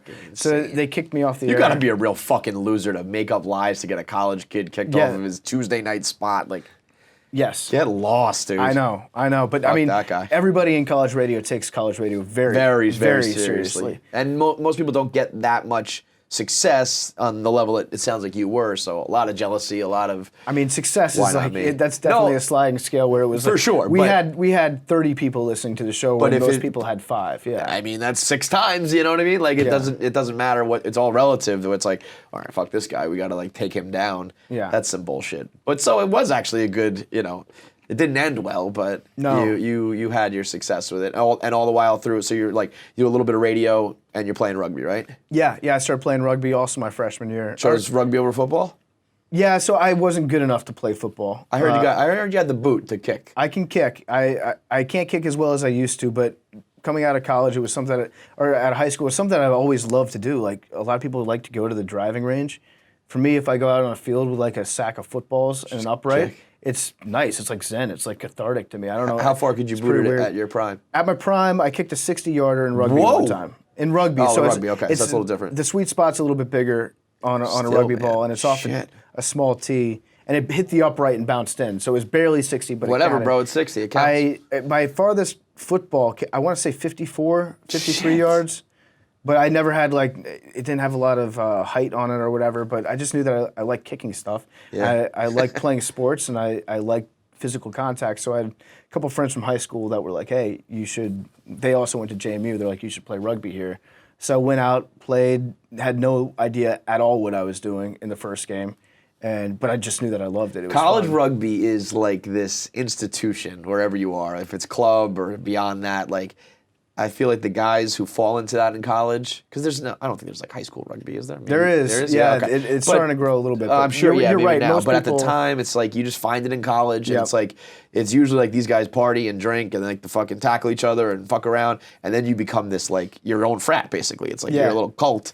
And I remember looking at the Fordham rugby guys just being like, you guys are fucking maniacs, man. Oh, it was on so and off fun. the field. I mean, that picture of you with your nose like completely to the side of your face. Yeah. I mean, that would have been enough for me to be like, I'm never doing anything ever again that's physical or dangerous or whatever. I actually felt cool And after that. Well, yeah. it's definitely cool, but did you just pop it back yourself or something like that? No, I went to so I waited till I got back to Harrisonburg. That was at UVA, so it was in Charlottesville. Waited till I got back to Harrisonburg. Went to the ER. By the way, if you're ever in Harrisonburg, Virginia, and you get injured or you're sick, do not go to the Rockingham Memorial Hospital. Okay, It is noted. the worst. I've heard so many my fucking mechanic in college that was working on my Volvo had to get his leg amputated because they sent him home with an aspirin. They're like, "You're fine." He had blood clots like all throughout his leg. Oh my God! It's a horrible place. I don't know how the hiring process works there, but I go and my nose is over here. You've seen the picture. Brutal. My nose is like over here, and the guy goes, well, I have good news for you. We took an x-ray. Your nose isn't broken. That's just, you got a black eye. And the black eye has pushed your nose, the swelling pushed your nose over to the side of your face. So when the swelling goes down, your nose will move naturally come back into place. Oh my God. I was like, I don't think that's how noses work. Or eyes. Or eyes, yeah. So I just hung out for like a week. My nose didn't go back. And I was like, well, it might be time to see a real doctor. Yeah, I and think so. I drove back to Charlottesville to see an actual ear, nose, and throat guy. He's like, I don't have to take an x-ray. Your nose is fucking broken, dude. He's like, so we can schedule you for surgery or we can just repair it right now. I was like, repair me now. That's what it was. Stick a metal rod up your nose and just basically punch you in the face until it goes back over. But still, do they numb it up or anything? Yeah, but but do that. The numbing shots were almost worse because the skin up here that's like really thin. That was tough, but still, I kind of felt cool. It's like chicks dig scars. Definitely badass for sure. Definitely. Yeah, but you're right. Like me and Big Cat have a running joke where it's like. He was in a frat in college. I was like, oh, frat boy, have to pay for your friends, whatever. He's like, what'd you do? I played rugby. We got drunk and sang songs and had parties. Totally different. I don't pay for friends, man. Completely not a frat. How did that end up happening? So, we basically set the whole scene, and then with, Deadspin saying no and SB Nation not offering you, how did the Big Cat connection come about? The how we met story? Yeah. It was probably like 2015, 2014 maybe, when we were both, most of his day was spent blogging too at the point. I was blogging, and people would accuse us of stealing each other's jokes and takes. That's funny. I remember one of the first times it was Ragnar, the unofficial mascot from the Vikings. If you're not familiar with Ragnar, he used to drive the motorcycle out into the field before every game. And he was getting paid like $100 a game to drive out there. And he decided that he was going to hold out. He made a crazy demand, right? I think he said he wanted like 20 years and $10 million. Yeah, it was something crazy. Maybe it was like $2 million over the course of 20 years, which is still like insane. That's not mascot money. An unofficial mascot, by the way. He was just a fan. He's just a guy that looked like a Viking that owned a motorcycle. And so he decided he was going to hold out for a better contract. And Big Cat and I wrote blogs at the same time for different websites that were like, pay Ragnar. Pay the man his money. Like, what do we have to say? Like, if you don't pay him, you can't be cheap. Other free agents will see this; they'll take notice. Right. And so people like tagged us in it. That was one of the first times. Be like, "Yo, PFT, Big Cat stealing your take." Oh, Big Cat, PFT stealing your take. Right. So we eventually started following each other. And then I was up in Chicago one time for a wedding, and I was like, "Hey, man, if you got a second, grab a beer. Let's say what's up." Yeah. And we met up at some bar, just talked for a little bit. He was like, "What's the crazy take that you haven't published yet?" Because I've got like 1 million. And I was like, Cal Ripken Jr. did steroids. And he was like, yes. Love it. He's like, that's one of mine too that I have on the list. Right. I don't know if that's true or not. I just think that's an awesome take to just throw out into the universe with no evidence. Mr. Iron Man. whatsoever. Yeah. Sorry, Josh. Well, listen, we all know the real story about what Cal Ripken was really doing with Kevin Costner and his wife. That's way worse than the steroids. But yeah. So like this, we had like a good lunch meeting or whatever you want to call it. It was just like two guys getting to know each other. Yeah. And we kept in touch after that. And then once he found out that Chernin was starting to, show interest in Barstool and investing, he reached out to me. He was like, "Hey, we should do a podcast together. Like, I feel like this would be a good fit." So that's crazy. It always felt like the most natural fit. Because that's how a lot of it's like, how did you get this comic on my show, or like, how did you link up for this or that? And a lot of it is just like internet friends or internet connection. But the fact that birthed like the biggest podcast of all time is fucking crazy. Yeah. Because you almost expect that there's something more to it. Like we knew each other since birth, or like we met here or there, where it was like like it only could have happened to you. Mm-hmm. But it couldn't have happened. It could have happened. Like it was just a DM. It could happen to anybody. Yeah. Some of the great duos is like, it's just by chance that we just clicked. Yeah, I think it was just like we had similar sensibilities about sports and sports media in general, and we shared a lot of the same opinions, shared a lot of the same sense of humor. Yeah. So it was just like a natural fit. And Big Cat, he's like probably the easiest person to like riff off of. He's like a very good co-host to have, and like it always to me felt like something that could have been really uncomfortable to just like get through, like two bugs getting thrown into like a mason jar together when you're a kid, and you're like, okay, get along. Yeah. But with him, it was always just like an instant click where we knew that even if we had like the stupidest takes or ideas of all time, we could still in the moment like laugh about them and like play them off and joke, and everything seemed to be comfortable. Yeah. So it was honestly like a no-brainer, especially when I didn't have any other options. Yeah. So at this point, are you like? I feel like anonymity is just a huge part of the allure of you as well. Yeah. And I mean, I remember people telling me like, "Oh, I know his real name, Wayne Tables." Yeah. And I was like, and I had no reason to know that was a fake name at that point too. I'm like, all right, the dude's name is Wayne Tables, okay. And I'm like, so there was lies on top of lies, and there's. I was like 4 mimosas deep at a brunch one time when I came up with that one. I was like, I need to. People are gonna start asking what my name is, so I'm gonna put out like a fake name, but not like publicize it, but put out a fake name that maybe people will find, and then that will spread. And so I was like, what's this guy's name? He looks like a Wayne, okay. His family probably had a trade. They probably worked with their hands, but they probably weren't well-rounded enough to be a carpenter or someone that works on multiple products. So they just make tables. They focused on tables. So Wayne Tables, and then I put out like a fake LinkedIn profile. But so why are you doing that? Is the anonymity a personal decision or a business decision? I just thought it was always funnier if nobody knew. So it wasn't like I'm doing this blog or now this podcast, wherever you were at in your career, it was always anonymous. So was it like I don't want to be out there, or I think it's funnier if people don't know who I am? I think it was, I thought it was funnier that people didn't know. Because then it becomes a true character. It's a true character, yeah. You look the part, you act the part, you misspell, you have, crazy like conservative political takes, whatever, all that. But there is something like, there was one account that I think the world found out Aziz Ansari was running it. Oh, yeah? And it was super funny. But then when people found out like it was him, it was kind of like, oh, well, yeah, it's like a very funny actor or whatever. Yeah. Like, whatever, or I think at one point the Betches account was run by a guy or whatever it is. Sometimes you find behind the curtain and it doesn't kill it or ruin it, but it's just a little like, okay. Where in this case, it like enhances it, where it's like he wears the Jinkos or the hair or the glasses, all of it's like, that's what a dude like that would look like or be or act like. I honestly still think it'd be funnier, like the writing at least, if nobody knew my name. That was something that I actually firmly believed. I never wanted somebody to know what my name was. I never wanted people to know what I looked like. And I just thought it had nothing to do with whether or not I wanted credit for it or anything like that. I just always, or it didn't have anything to do with me like not wanting any spotlight or anything. It was just like, I thought this was funnier if it was totally anonymous. But not even spotlight. Sometimes it's like people are like, I don't like the pressure, or I don't like people to know. But it wasn't about that. It was just like it enhances the comedy if it's anonymous. Yeah. And there were definitely some times if I wrote something that people really enjoyed, I wanted to be like, that's me. Oh, I'm sure. It's me. Like, I'm the guy that you like. And then everybody would be like, fuck you. Like, has anybody... Why'd you say that? Was there ever a time where like in face-to-face with someone, people were talking about it and you wanted to be like, it's fucking me? No, because at the time... that would be crazy. I'd have to break. I'd be like, I got to tell you something. There was a relative of mine, actually. A cousin of mine that was talking about this guy, PFT Commenter, that writes online.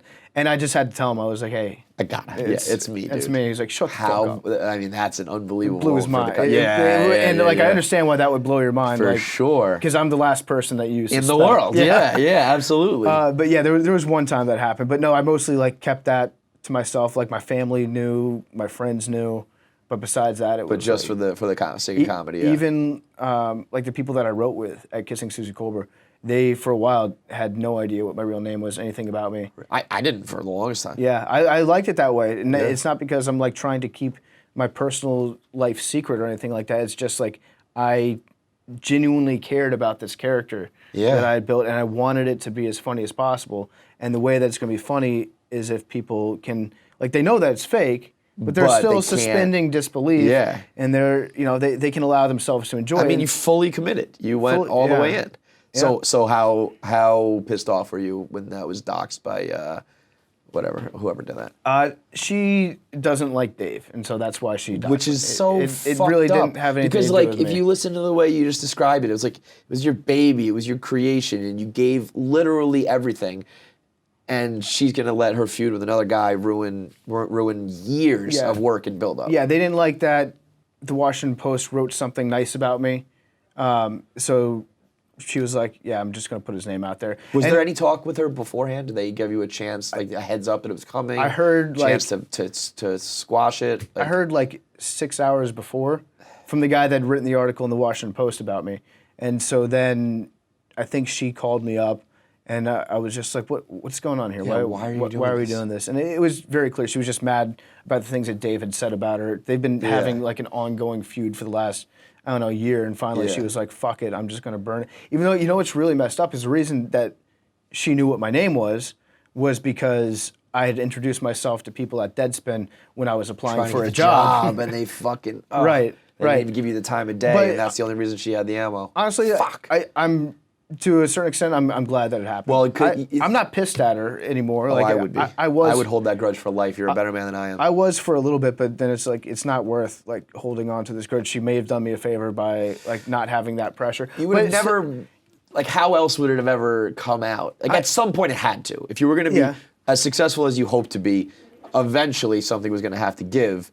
And it took it out of your hands, at least. It's like you didn't have to make the choice, or I don't know. I'm trying to spin zone it because I would fucking hate her for life. I think like I'm not a big grudge guy. No, There's you're only definitely a not. select few people that I would hold grudges against. It's whatever. Like she who? was. Who's a grudge Still guy don't against? like Darren Rovell.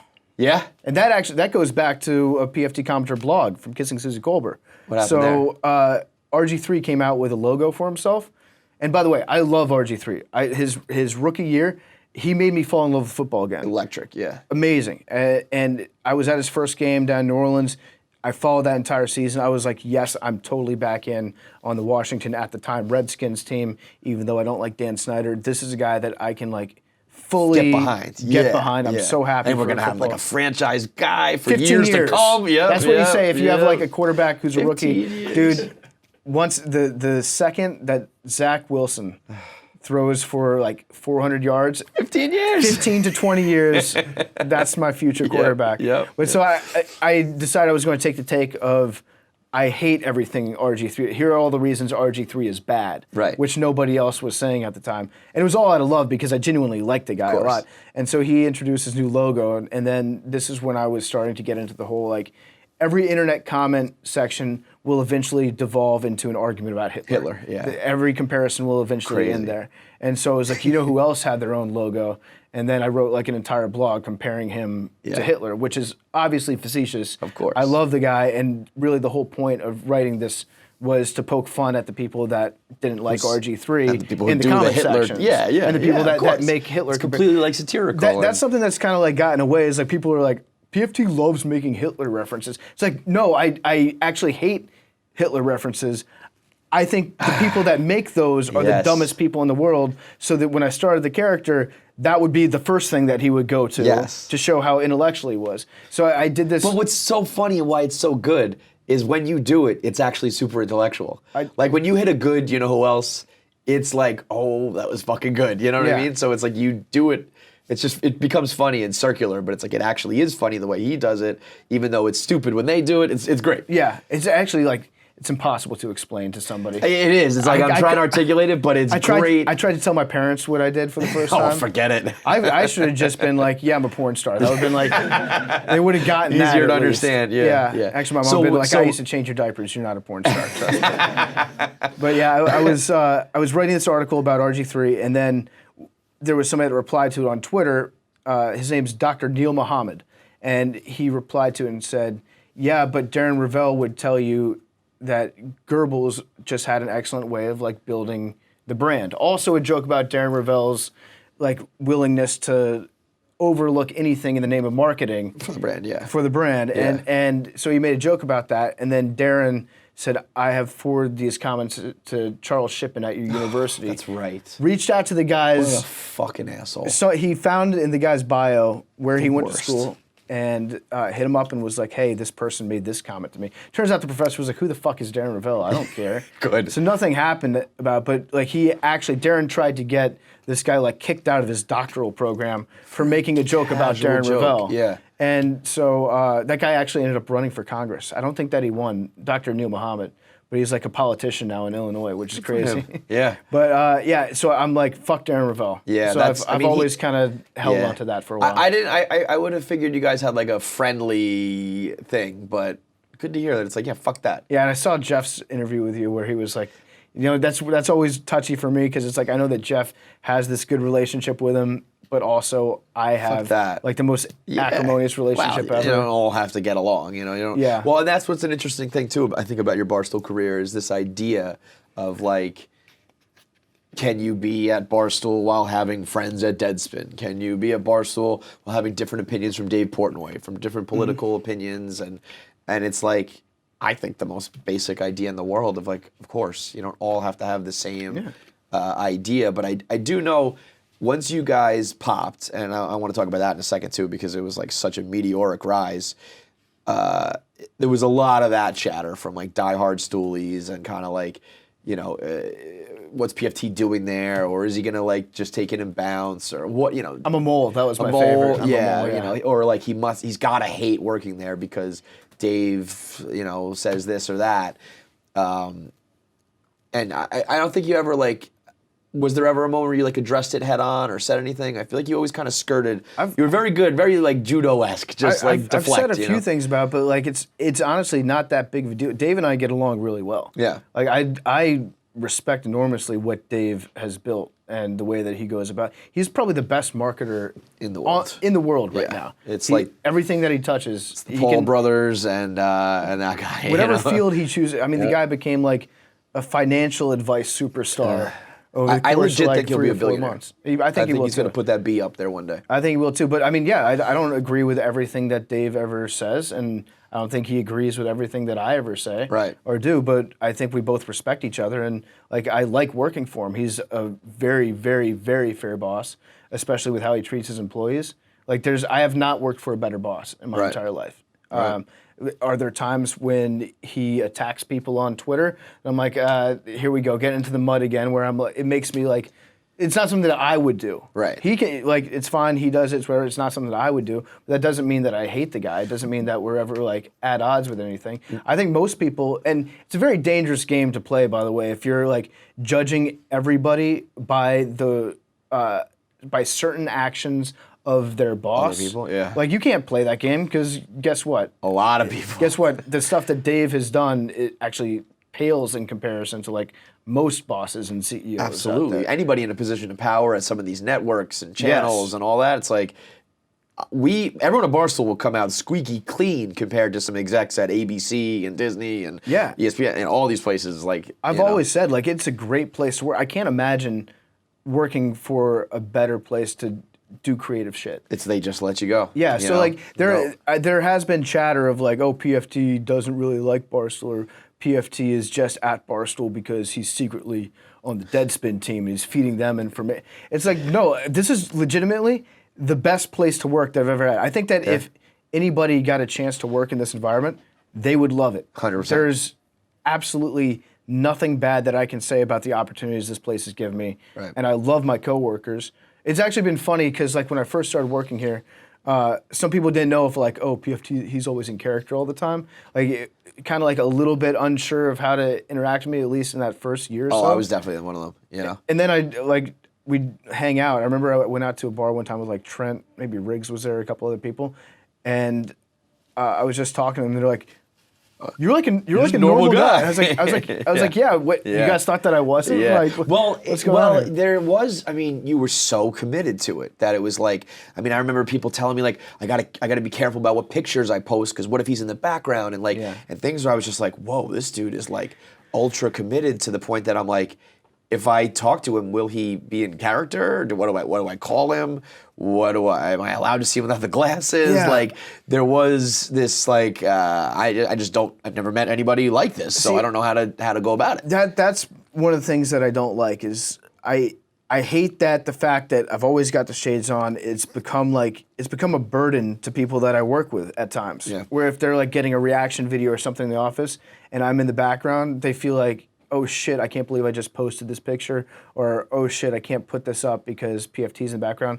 That sucks. Like I don't want to be selfish in that way where people always have to be thinking about like your character, what I'm doing in the background, because that's not something that they signed up for. That's me. That's a me issue. Right. So that's something that I don't like. I also like, I don't know, when I'm doing interviews with people that aren't familiar with Part of My Take, aren't familiar with me as a person or as a character, the glasses definitely are a hindrance into like connecting with somebody. For sure. Eye contact means everything. Right off the bat. Or especially you guys rib people and joke with them, And eye contact kind of lets you know, like, I'm just joking. Yeah, like, exactly. Where it's like, you're making fun of me, and I'm like, what are you? Is this guy a fucking dick? You how know, slippery is? I would probably think I was an ass. I'd be like, who's this guy with the sunglasses? Like that's making snide remarks. Right, so right. I totally get that, and it's What something about like the burden of just always having fucking sunglasses on physically? Yeah, like I if I'm indoors or if it's a little bit dark, I'm like, this is driving me crazy. My eyes suck now, I'm sure. Yeah, I bet. No exposure. Or to light. maybe you're training them harder. Maybe it's just like, wearing a weighted vest. Yeah, or you're like like a batting donut. Yeah, exactly. Yeah, that might be it. Yeah,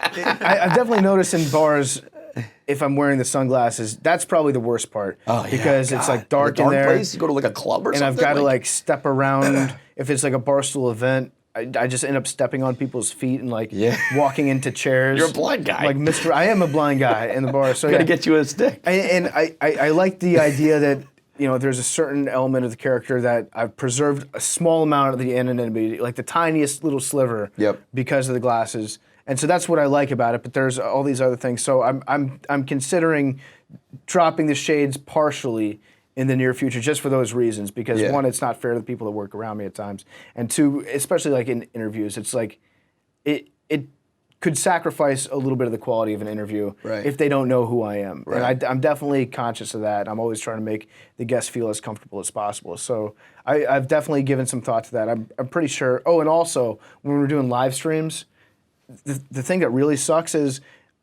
I can't see the screens through the sunglasses because they're polarized. And so, like, I have to like tilt my head to the side and look out the game? corner of my eye. If we're doing like a Thursday night live stream, and I'm like, okay, I think the Browns just scored right there. Oh my God, dude, you're sucks. crazy. It sucks. So maybe at some point in the near future, like near future, like the end of this interview, the next like 20 minutes. I don't think I'm gonna drop him here. It could be a very near future. I did think about it, but I don't think I'm ready to do it just yet. Bro, when you mentioned that, I sent it to Nick, and I was like, bro, if he does this on this interview, maybe like, just like an extreme close up of one eyeball, so you can't see the rest of my face. Technically, your eye was exposed on the interview. Which sad I can say that. Many people have said that my eyes are the best. I was gonna say, my mom flash actually. Those babies, It's just my mom. That it is an incredible commitment to it, though, and I do think it like. Do you think people will be pissed off? No. I think that there are going to be some people that are pissed off when they see my eyes. I think that it will be. I mean, it's like if you just got into PFT Commenter, maybe, but also the PFT you're putting out there now is not nearly as concentrated on this shtick as it once was. So I think the people who know it and get it and would be like shocked by it are ready for it. Yeah. Because they've watched your whole transition and they've seen you become a regular guy. Yeah. And so it's not ruining the fun anymore because a lot of the fun has changed and evolved. Yeah. And if you just got to know you, you're not as invested in the glasses anyway. Yep. There will be somebody, of course, who are like, I'm never gonna fucking read them again. But I think it'll be a very cool, like, fun thing. I think you bring up a good point, which is like, and this is actually something I've thought about a lot, is the people that don't consume any of my content, the people that don't listen to Part of My Take or don't read any of the blogs that I'm putting out, maybe people that used to follow me back in the day got mad at me when I went to Barstool. Those people are under the assumption that I've been subsumed by my character and that I've become PFT Commenter unironically, when in reality, PFT Commenter has just become way more like me. Yeah. I've brought it like the other way. And if anybody listened, it's pretty funny to think that. It's like show, some Heisenberg, Walter White shit. It's like, who was really the first one to begin with, and like, where does it start and end? If any of those people that have that criticism listen to any of the content that I put out, they would completely understand that and see that. But because they make these assumptions and they're like, oh, he's just become the guy that he used to pretend to be. Not the case entirely, and I think that if it went that way, that's so I definitely wouldn't ever take these off. But the fact that I think you make a good point where it's like, it's been a gradual process. The guy they like now is the guy with the glasses off. They just don't know it yet. I think people like me, a bigger percentage of people that listen to Part of My Take or read anything that I write like me more than they like the old character, which I still want to preserve that character in a way where I still want to get back to blogging if I ever have time. Yeah, the writing as style. That character. Well, that you can always do. So him and I will have to have a split where it's like, at certain times, PFT is now Eric. It's like And a at Marvel other thing. times, You need to like put the cape on and your PFT. You put the shades on. That's the other thing. You don't. It's like you take them off. You don't always have to take them off. Yeah, you can wear them sometimes and not other times. It's like like you put it on your hit the fucking Clark Kent, hit Superman. the booth, and yeah. What's funny is like this is a very productive conversation for me mentally because I've seen a therapist for like the last 3 years, like once every couple weeks, once every 3 weeks.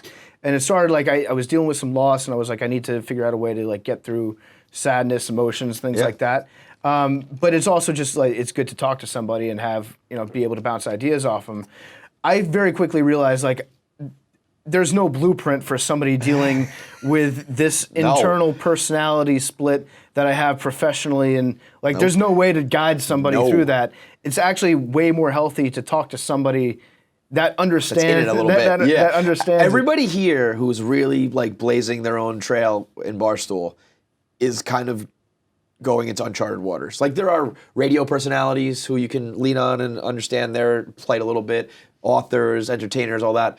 But what we do specifically and the way we do it, like each of us, I think, are kind of writing the history book, writing the blueprint. We're just kind of going. Yeah, and so it's like, there is nobody else that we can talk about a haircut and a shades like costume that represents this thing that I've morphed into this thing. I mean, you're on your own, brother.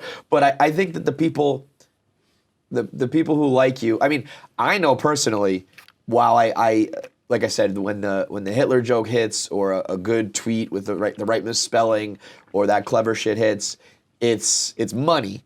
But I know that and maybe just because I'm not as much of a football website commenter type of guy, but I like you way better than that. You know? And it does just eventually kind of become one and the same. But I think that like you also can lean into your own self a little bit in other ways on Macrodosing, on other shows where it's like, oh, this is going to be a lot easier, different, better because I don't have to. Like, do you ever feel like it holds you back?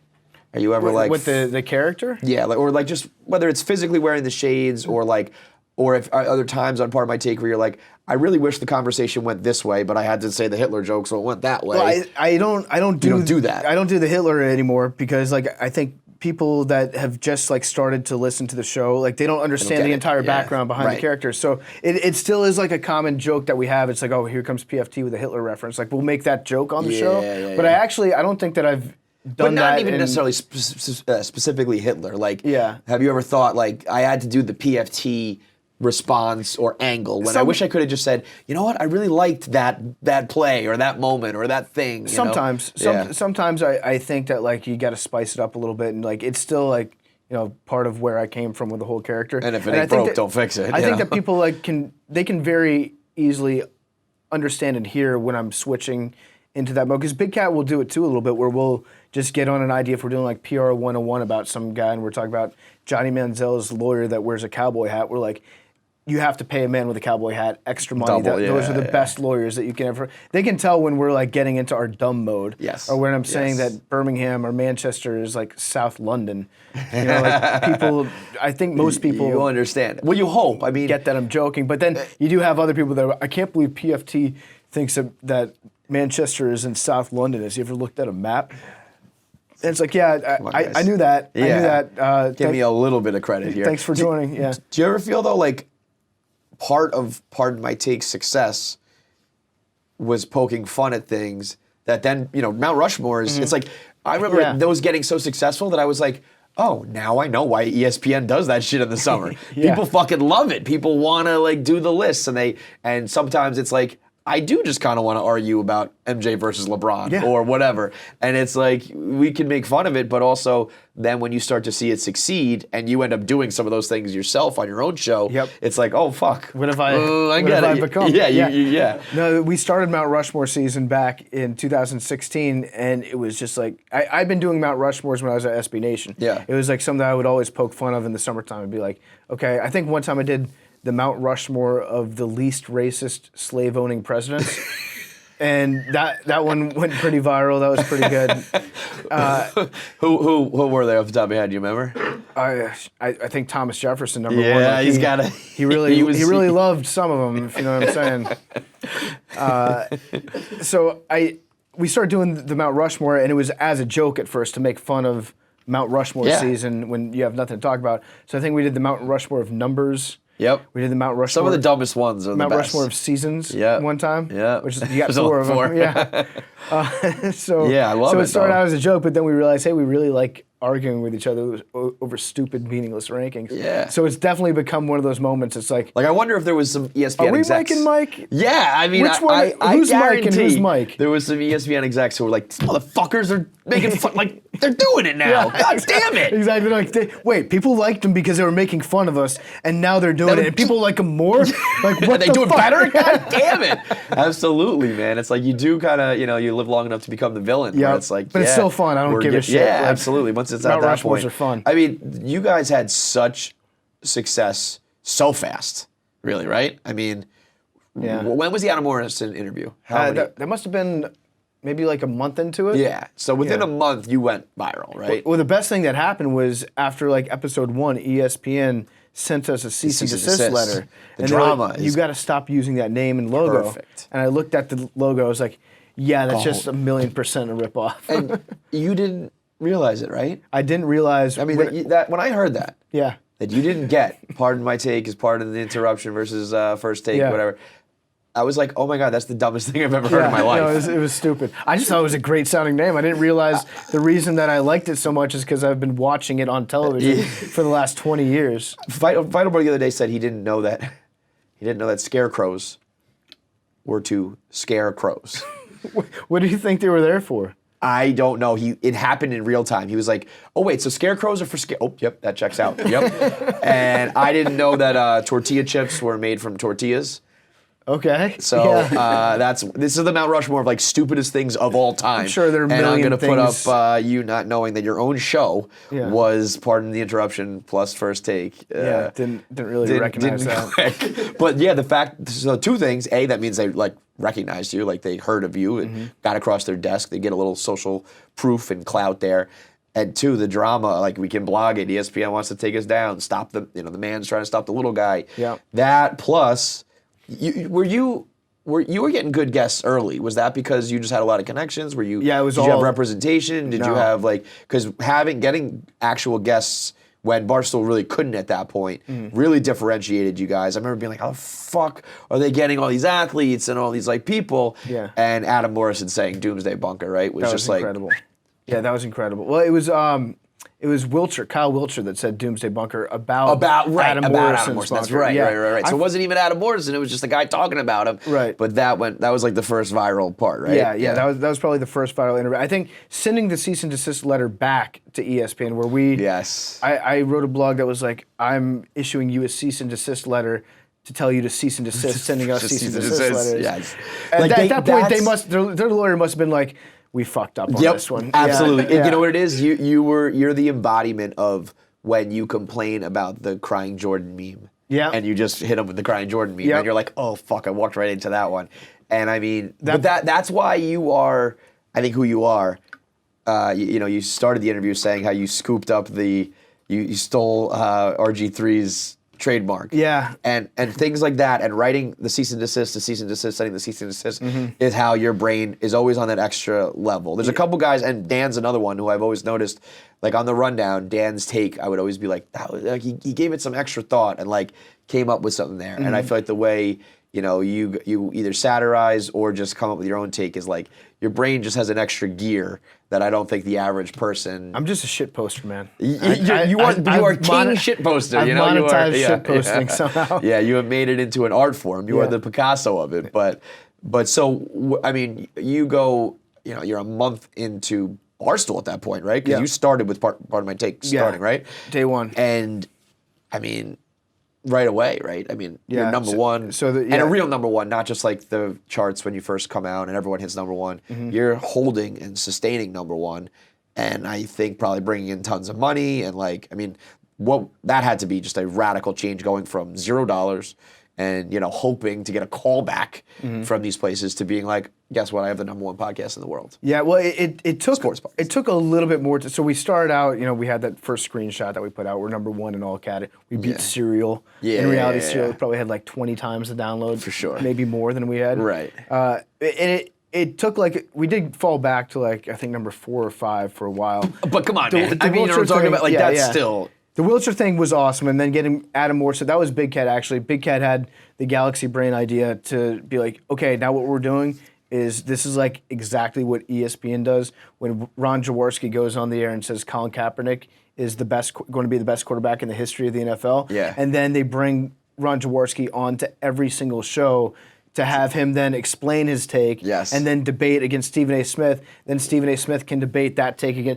So they make like their own content cycle. Yep. Big Cat was like, let's get Adam on to have him talk about the apocalypse bunker that made news. Right. And then boom, that's a double dip into the content cycle. Yes. We're like, okay, yeah, let's do that. So that definitely popped us up, the Joe Buck interview where people were like, fuck you guys for making me like Joe Buck. Yep. That was a cool one. And then Blake Griffin. And this is all because, like, do you think your character... I feel like a lot of the media liked your character. I would imagine athletes appreciated you mocking the fucking assholes who are harassing them. Yeah. But you were on a level where you could just like message Joe Buck or get out to Adam Morrison's people. Or, I forget how Joe Buck came in. That might have been like a friend of a friend or something. But in general, those guests were just like DMs, like you're just like reaching out. So it's like, I think Bomani Jones was her second guest on the show. Then he the always loved ESPN that. thing happened, and then it's like, well, he's not going to be allowed back on ever again. Right. Chris Long had been a guest on the Steam Room. He was also a good friend of Big Cat's. Got it. We had, through those first few weeks, first couple months, it was just like people in our network that we had been in touch with or that liked us or followed us. A lot of like journalists and things like that. Peter King came on the show in like May of that year, I think. Yeah. And then occasionally there would be an athlete that was doing some sort of like deal. AJ Green doing Rock and Refuel, the legendary AJ Green Rock and Refuel, where I think he said the words Rock and Refuel 100,000 times. 100 times over the course of the interview. But that was actually surprisingly the bad interviews like that at the start. Those were the ones that convinced me like there's legs to this because we found a way to make those funny. Yes. Or to make like a joke out of, okay, now sometimes that's better than just like a mediocre interview. Yeah. You know, you want a good one, but if it's going to be down the middle, I'd rather you be like an asshole that we can kind of make fun of, or you know. And I don't think AJ Green was being an asshole. He was like just over promoting. He had no interest in doing an interview, which I can kind of understand that. It's Matt Harvey's Qualcomm. I'm just here to talk about Qualcomm. Exactly. Man. Yes. Yeah. So we just leaned into it. We're like, I guess we love Rock and Refuel on this show. So now that's the only thing we're going to talk about. That's what you guys did amazing. Like everything became a little inside joke that was the hey JJ and like all that shit.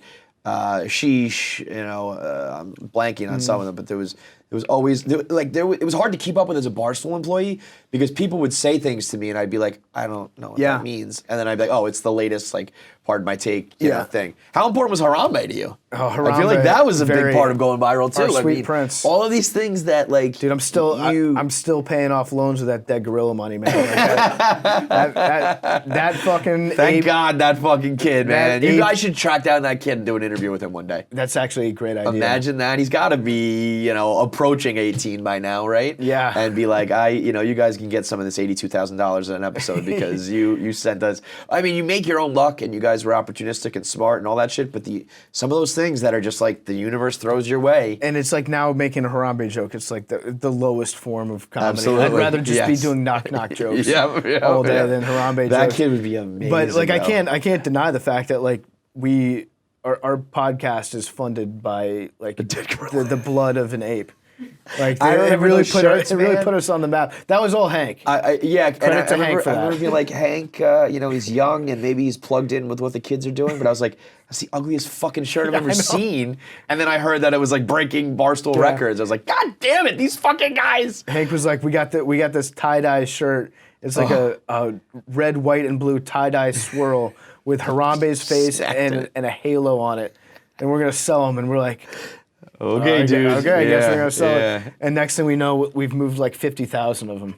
It's crazy, dude. Yeah, that was a wild summer. Yeah. I mean, all of it seemed, everything you guys did was just like meteoric or like overwhelming and just like rocket ship, you know? Yeah. Were you like, did you appreciate that in the moment? Were you like, because that was your first podcast, right? Your only podcast, not Steam Room a little bit, but like, you understood what was going on was like incredibly special. Yeah, I definitely, I knew that there was something weird going on. Right. Like something that we had lightning in a bottle. Yeah. And so it was like, okay, well, let's let's just trust in ourselves, keep moving with this. The big change actually happened when we all moved to New York. We started doing the show in person. Yeah. That gave like a second wind to in it. the beginning, it was all like Skype and shit, all right? on Skype, and the quality was trash. Terrible.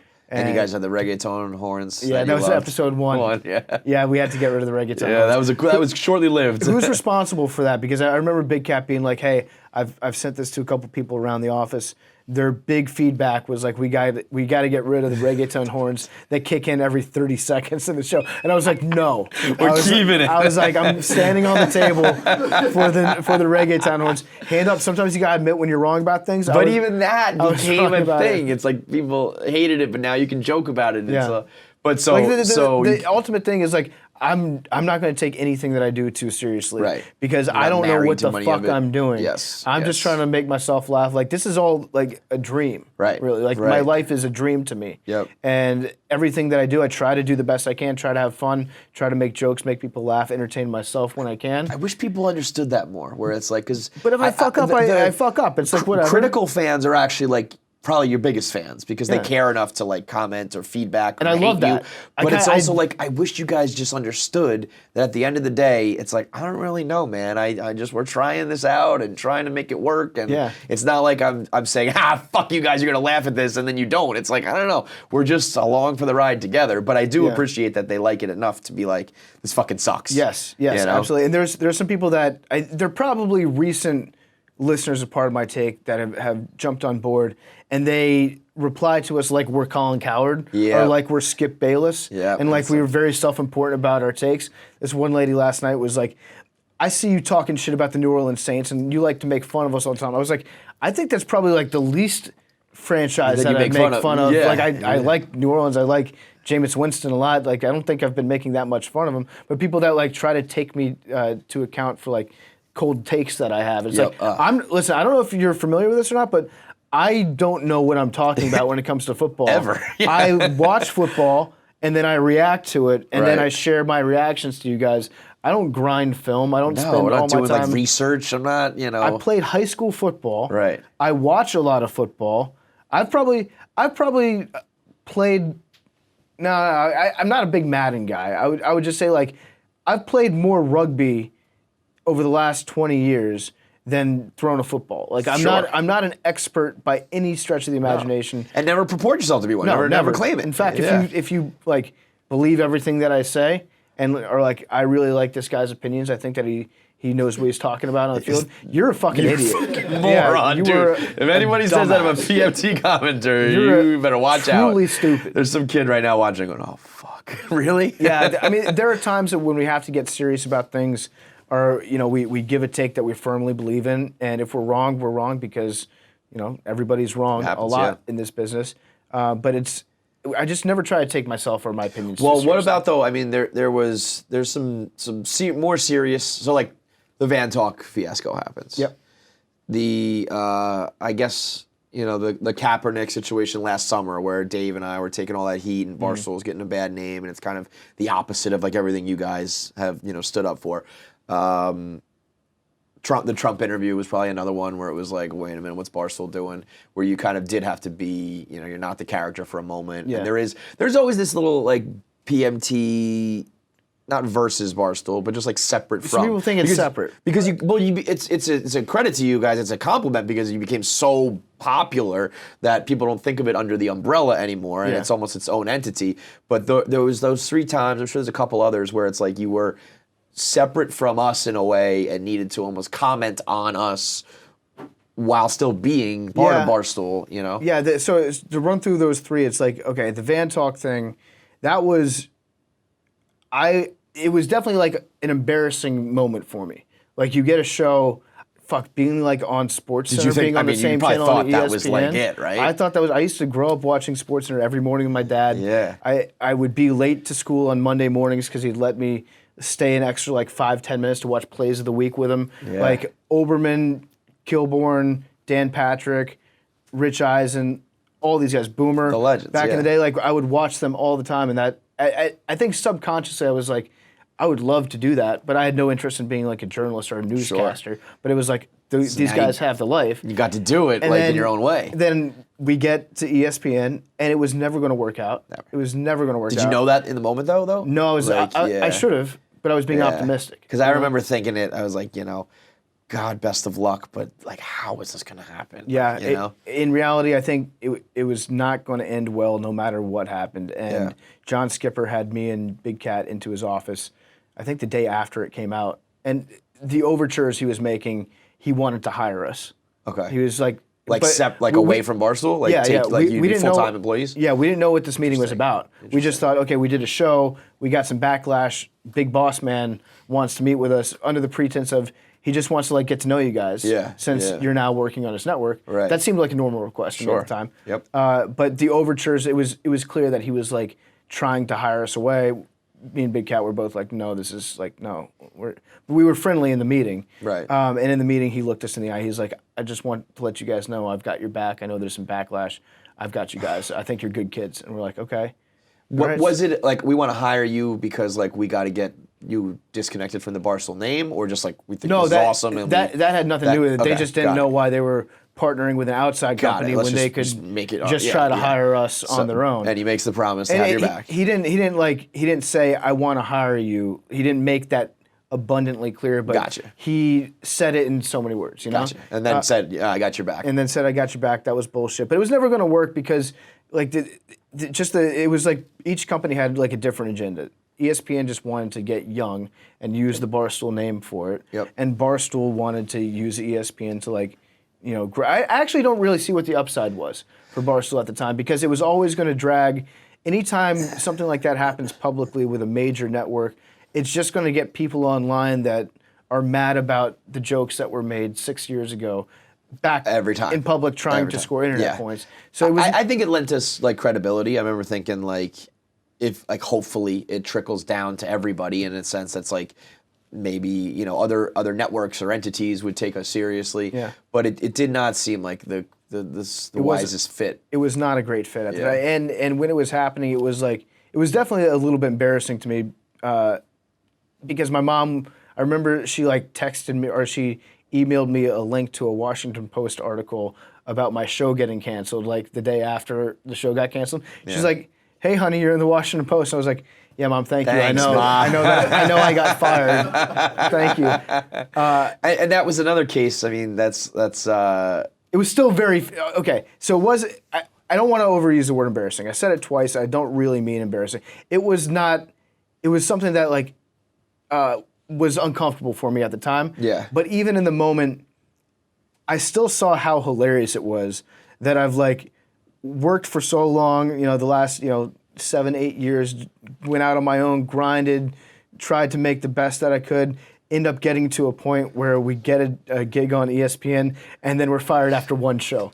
And that's funny. Like, that's fucking funny. It's almost like we were saying with the interview. It's like sometimes you want one extreme or the other. It's like the fact that you guys could be like, we have the season 1, episode 1 of Barstool Van Talk, and that's it. Yeah, it's pretty fucking funny. And so afterwards, there would be people that hit me up that were checking in, see how I was doing. And I was honestly pretty fine. I realized pretty quickly that it was not going to be sustainable. Where like I was going to be doing a television show and also doing 3 podcasts a week. And right. It was something had to give at some point. But my friend Bomani, he hit me up and he was like, "Hey man, just want to let you know you're probably going through it right now, but it's a good thing that you were fired after one show." He's like, "If you get fired after 8 shows, it means it's you. If they fire you after one show, it means that it's somebody else." That's a great line. It was them. Yeah. It was their issue that they had. Was there anger? Like, I mean, Dan was a part of some of the comments that led to it, but again, it was a Dave thing and a Barstool thing that you have to pay for. Yeah. Because I think like the first few days after the cancellation, I don't think you guys were at the office, and I remember being like, "Are they like mad at Barstool? Is there anger? Are they coming back?" Like, was there any resentment, or was it just like you understood the bigger picture? I just want to stay out of the office for as long. I didn't really feel like going to work for a while because, like, your name is trending on Twitter for getting fired, and like it's at the top of everybody's head when they see you. It's like, oh, this is the fired guy. You're like a zoo exhibit. Hey, you want to go out, like you want to go get some coffee and talk it over? It's like, you need a beer, man? I'm here if you need me. Exactly. Like, anything you need, bro. let me know if you need anything. Happy to help. Right. Which is fine. Right. Like, I'm glad that there are people in my life that reached out and did and said those things. But I just wanted to we just want to stay away. I can only speak for myself, but it sucks that the reason it was canceled didn't have anything to do with me. But at the same time, I know the company that I decided to work for. Yeah. And I know things that have been said in the past, but I still firmly believe with my entire heart that this is the best place to work in the world. Yeah. And so I don't regret any of that. For sure. Not for a second. For sure. But it's, I can't be mad about somebody else saying something like that when I knew that this is part of the deal. Absolutely. So I mean the reason that was even that opportunity is because of the people who've gravitated towards us when those were the type of jokes and the type of humor that played. And I can't throw all that aside and pretend to take the moral high ground. Right. Nor do I have any interest in doing that. So I feel like people take the moral high ground for you. Yeah, they do sometimes. They put you up there, and it's like I've never once have I heard it from his mouth. Like fuck Barstool, or man, fuck those comments, or.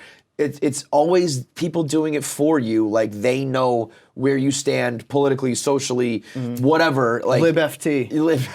I don't even consider myself a liberal. That's the thing. I think that liberals are full of shit. I get LibFC, and then I get racist KFC, and it's like that's how I know I'm doing something right when I piss off both sides. Both sides. I think most people that call themselves liberals are they like asshole. If you take a look at Dianne Feinstein in Congress, the lady from California, she's been the liberal line of the left coast for I don't know 70 years. She sucks ass. I have a particular set of political beliefs that I always believe in. I don't change based on what the different circumstances are around it or what the different debate is of the day. Of the moment, yeah. It's like, I feel like you do have strong political beliefs, but I feel like you keep it pretty separate. I mean, I talk about a lot of my political beliefs on Macrodosing, where me and Aaron just go back and forth. Right. Some things we agree about, sometimes we don't. But in that circumstance, when Dave was his comments were being brought up about Sam Ponder, the whole back and forth, the only thing that I was mad at Dave about in the moment was I was just I wish Dave wouldn't be tweeting right now. You're making it worse. Can you just let it be? What was going on at the time is there was a meeting at the last second at ESPN between Skipper, the two senior vice presidents, Connor and Burke, to try to figure out whether or not the show that we had just gotten done taping was even going to air. Got it. Because Dave was in this public back and forth. And Nate, it was actually Nate was the one really stirring the pot at the time. But it was, the dog. Which is so funny that Nate almost got the show canceled before it even started. Yeah. But it was Nate and Dave, and they were going back and forth with Sam Ponder, and they were having a conversation 2 hours before it aired, being we don't think, it's 50-50 whether or not the show is even going to see that the light episode. of day. Yeah. And I was just I wish that Dave would stop tweeting right now because if he sends another tweet, they're probably just going to say, no, it's never going to go on the air. That's the only thing, excuse me, I was mad about. I was like, God damn it, Dave, stop tweeting. Right. Which I'm sure we've all felt once or twice in our life. But it was also the night that Gordon Hayward broke his ankle. Because I remember R.I.P. He died that night. Yeah, R.I.P. Lord carry him now, right? Yeah. We were in the radio studio at the old office, and it was me, Hank, and Big Cat, and we're just sitting there kind of in silence, waiting to hear a call back from ESPN to tell us whether or not the show is going to be on the air. And then we refresh Twitter, and then Hank just lies down on the ground. It's this fucking sucks. It's this is the worst night ever. So in that circumstance, that's really the only thing I was mad at Dave for. I was just I wish you would just I wish you would stop doing it so that at least one show could get on the air. Yeah. The other one you were talking about, the Kaepernick stuff? Yeah, that was relatively recently. I mean, that was a summer or two ago where that all got drummed up again. In that one, I told Dave when I first signed the deal with Barstool, I was hey, I'm not going to be I'm allowed to disagree with you if you say something that I don't like, right? Yeah. He was yes, that's what I want. So we had that before I even signed the contract, and we had discussed that. And the way that he was approaching, when the video came out, I remember his initial reaction made it seem like it would be I tried to put myself in the shoes of a black employee here, which I will never be able to do, but I know that it didn't feel to me like it was fair that Dave was making them answer questions for something that he had done. Right. So like whether it was Tyler or if it was Willie or anybody else that was like getting questions being like, why do you work for a guy that won't apologize for using a racial slur in a song? It was, I felt like that wasn't fair to them. Yeah, that's not for them. That's not their burden. Yeah. And I wasn't like, I wasn't trying to make it about myself. I just felt like it would be something where they might appreciate somebody saying it who might be able to say it without fear of reprisal. Yeah. Instead of them having to put their neck on it. Right. Like, I don't think that would have been fair Very to noble. ask Tyler. Yeah. Like, Tyler, why haven't you written a blog disagreeing with what Dave said? My thing wasn't about what Dave had said in the past or anything like that. It was just like Handling the position that he's putting my friends in right now that I work with seems extremely unfair. Right. And so that was the whole point that I had in mind. And I think Dave actually, like, he told me that, like, he saw points in it. Yeah. And so, like, I think, like, later on that day or 2 days later, he made another video, which was, like, you know, it was a little bit different of a tone. And it's not up to me to decide whether or not that made things fair or not fair or whatever. Right. I just felt like, I don't know, it was something that I wanted to say at the time. Yeah. And so I figured I'd blog it. Me and Dave, I think our relationship is just fine after that. Yeah. Because he knows that, like, we're not going to agree on every single thing that we have to say. But yeah, it just felt like something that if I put myself in somebody else's shoes and looked at it from a different viewpoint, I would appreciate somebody saying it so I didn't have to. You know? Right. Someone who's able to. Someone who's able to. Yeah. So who knows whether or not it was the right thing to do, but at the time it felt like it was the right thing, so that's why I did it. And would you have taken the Trump interview? Would you interview Donald? Yes. Yes, I would have. Right? I think that was crazy. Yes, I would have. And that's one where Dan and I disagree, because he's obviously like said his piece about it, and he's coming out from a different viewpoint, a different position in the company than I am. But like I interviewed a bunch of people who were running for president on the Democratic side. I would have taken the interview, would have been a much different interview. Probably wouldn't have asked him as much about my stock portfolio. No, I think you would have had I would ask him a couple questions about my stock portfolio. But it would have been a different interview. I don't think he ever would have taken the interview with me. No, obviously. No. There was a reason why that interview happened and why it happened the way it did, and that's why it all was set up. You know? So I'm in no position to say like that Dave shouldn't have taken that, because I personally would have done the same thing. Right. And that's Dan and I disagreed a little bit on that, but we ultimately agreed like. It was weird because we were both blindsided by it at the time. Like we found out on Twitter that it was happening, and at the time, it was the only thing that I disagree with how it was handled is it became like a commercial. So it was like literally a commercial where the campaign was using the interview as a re-election campaign ad. Well, that's why they did it, bro. But like actually spending money to like get it distributed place as a campaign ad. Yeah. It's like I don't think that. Me personally, I would not have wanted an interview that I do to be used. Like I interviewed Yang when he was running. I interviewed a bunch of people on the Democratic side. Buttigieg. Nobody turns it into like propaganda. I didn't do it under the idea that it would ever be used as like an advertisement, which would maybe make me seem like I was endorsing these people. Because I mean, honestly, I think there's something fucked up with anybody who wants to be president, who like spends their entire life wanting to. Anybody who's take that actually job. Smart enough to do that job could go in the private sector and be, you know, that's like the Musks and the Bezoses, and why you would ever commit yourself to that life? It's weird. When you're clearly smart and capable and charismatic and like could make money and be happy. Yeah, you're fucking nuts. That's why I don't get anybody that puts any politician ever on a pedestal. Yeah, because they're the weirdest people in the goddamn world. The second you think that like Barack Obama is never going to do anything wrong, you're going to be disappointed big time by him. If you think a lot of people were. I mean, every time somebody's. If you're a giant fan of Donald Trump's sons. Those are the weirdest people. The people that like become fans of a president's son. Unless we're talking about Barron, because that Barron, future #1 prospect. Yeah, I'll be rooting for him in the Garden one day. Do you think that Donald Trump? I put this theory out here on Macrodosing. Do you think that there's a small part of Donald Trump that wants to kill Barron because he's gotten bigger than him? He's physically bigger. He's got like his own name and aura to him now. Yeah. I could see him at night just like he's got the pillow over. And he's like, nah. Yeah.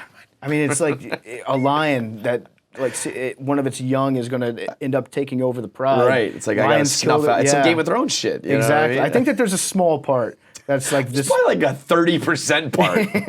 Or there's also a huge part of it was like, who's that? Oh, Darren, I don't even know. Who's that? Yeah, but the talking? Okay, cool. That's what I think has been fucked up a lot recently with like online dialogue and conversation. Is like it's become so politicized where people have developed these weird attachments as fans to like political politics has become sports where it's like you're rooting. I blindly root for the Mets. People blindly root for their party, and it's like, well, this is weird, dude. You can't ever separate yourself and understand what's going on. Imagine being a fan of Joe Biden. Right. Like there's some things that I agree with him on. There are some things that but like I never like I'm cheering for him. Get him, like, Joe. Yeah, right. Fuck yeah, that's so my weird. guy. So weird. Yeah, it's really has strange. that been tough for you? Because like part of the shtick does lean like conservative, and some of the jokes are politically based, and those used to be kind of casual and fun, and now it can like incite a fucking riot on the internet. Is there certain stuff you ignore? Or there's a lot of stuff I ignore, and the tone of online discourse has changed so much. Where like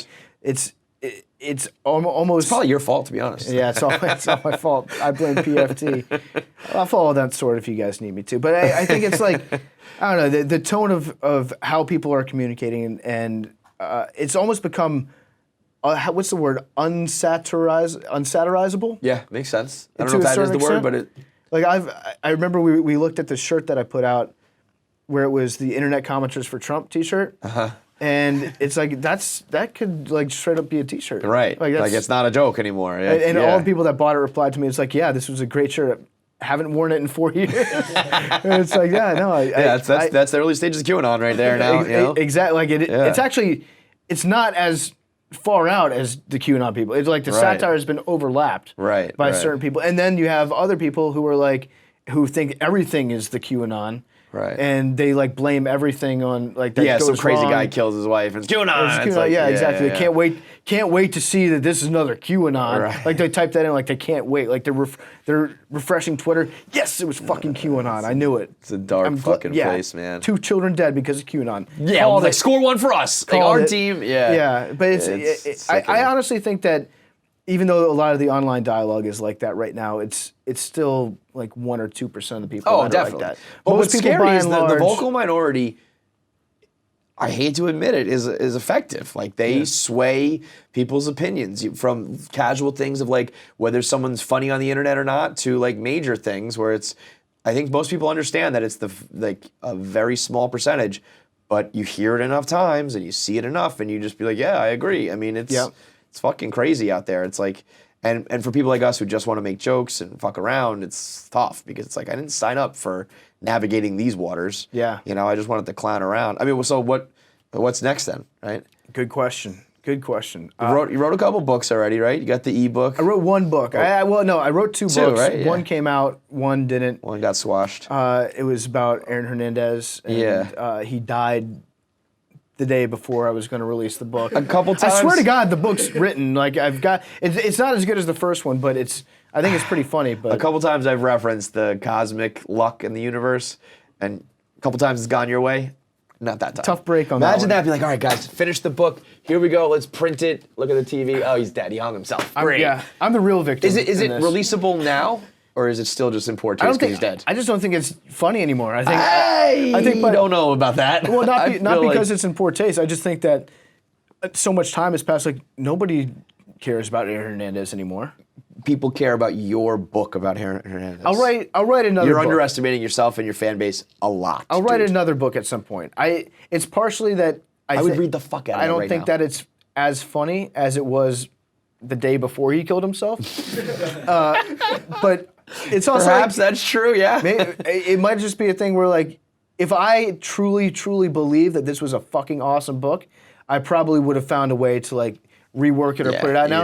I think it was. I don't think it was as funny as the first one that I wrote. The first one I wrote, I can still go back and read and be like, "This is insane." That was the Obama one. Yeah, like I can't believe that my brain thought. What was it? These Obama words. bought a team and moved to Africa or something. It was Goodell versus Obama, the battle for the future of the NFL. Jerry Jones died in a plastic surgery, dick enlargement surgery. Plausible. And Barack Obama nationalized the Dallas Cowboys.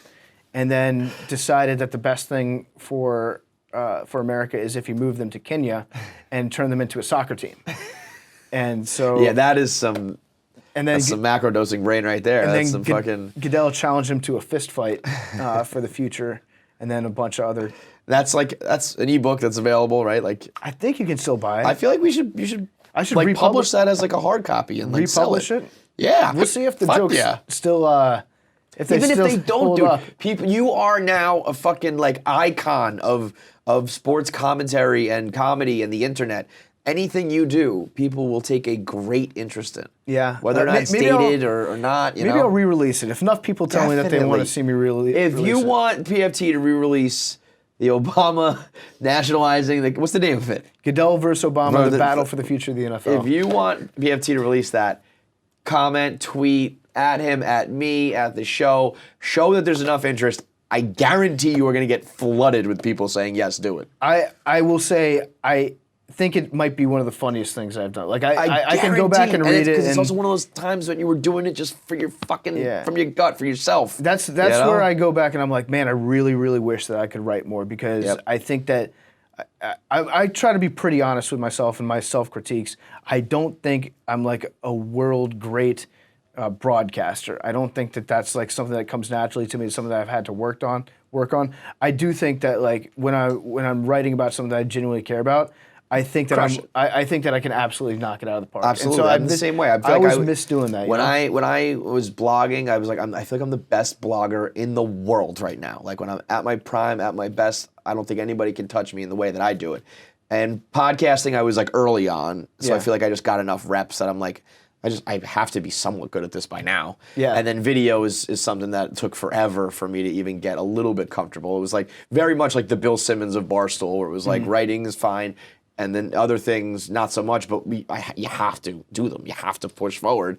So, but yeah, I think the retirement for me would be writing, because writing when you don't have to write, you're not doing it for the money and the page views and the advertising, and you're just doing it for yourself. That's when the gold comes out. And I still love doing Part of My Take. It's like some of the best times that I have at the office is when I get to sit down with Big Cat and Hank and Bubba and Billy and Jake, and we get to like create something together. Yeah, it's still then you very also fun. You know every time's going to be like a #1 podcast. It's got to be a great feeling. It's still like it still is like something that I really truly enjoy doing, and it brings me a lot of joy. How's macrodosing been? That's a lot of fun too because it's like something totally different. Right. I mean, you did a long enough time where I feel like you deserve your own show where you can do your own thing and be a little bit different if you want. Yeah, I felt like it was a good opportunity to explore some of the stuff that we would not really touch on Part of My Take. Right. And for good reason. I wouldn't want to talk about that type of stuff in Part of My Take because that's not what the show is. Right. So yeah, it gives me like another little outlet. And it's funny because people love Billy on Macrodosing.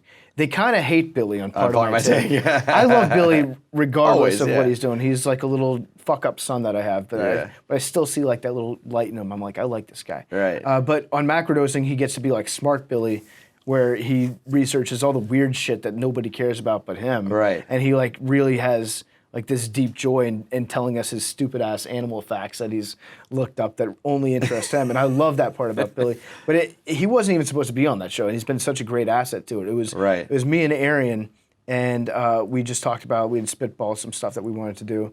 And then the night before the show, I was talking with Hank and Big Cat about like what the schedule was going to be like. I was like, yeah, it's going to come out on Mondays. Or we're going to record on Mondays, comes out on Tuesdays, so it's not competing with Part of My Take in any way. And Billy was like, wait, what's your show? And I told him, and he goes, can I be your Jamie, like on Joe Rogan? Can you just like tell me to Google stuff? And I was like, yeah, sure. So it was never part of the plan, but he's been so awesome on it. Like it's been such a good fit for him. And I think it's also allowed him to kind of do the same thing, where he gets to show a different side of himself. Yeah, for sure. That's the whole point of this shit, you know? And Big T is on it too. That's the best. Big T gets a lot of shit on the internet. Yes, he does. I like Big T. Yeah. I like him a lot. He's a unique person. He is truly himself.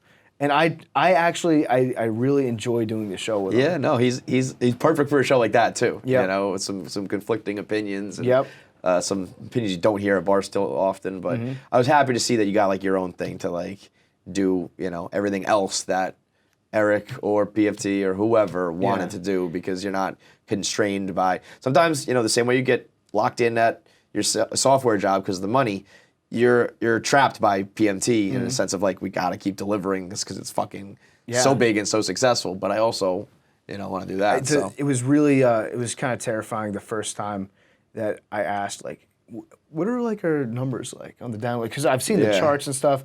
I can kind of make some guesses, but like you always have that little thought in the back of your head, like, what if 2,000 people listen to this podcast? Oh, and, bro, and, it's not 2,000 and people. it's like nobody cares about me, you know? No, and well, then you get the opposite, I would imagine. If I were you, I'd be like, how many people heard me say XYZ? You know? I was real happy about that because it kind of like, it just reinforced that, like, you know, you don't have to always be acting a certain type of way. You can be, you know, all yourself in certain instances. And again, a part of my take, it's like 90% me. Like, it's kind of become to that level. But like, this is just like, I don't have to worry about organizing a format of the show or anything like that. It's just like, we're going to sit down, we're going to talk. Like, like, you know, 5 or 6 friends would have a conversation. For sure. And getting a reinforcement that, like, yeah, there's a big audience out there that still likes that. It's well received. That was pretty cool. But there's nothing like part of my take. There's absolutely no environment I've ever been in. And it's probably like a giant testament to Big Cat, to Dan, who's probably the best person in the world at the job that he does. Mm-hmm. I really don't think that there's any more talented than him in the world at being a host.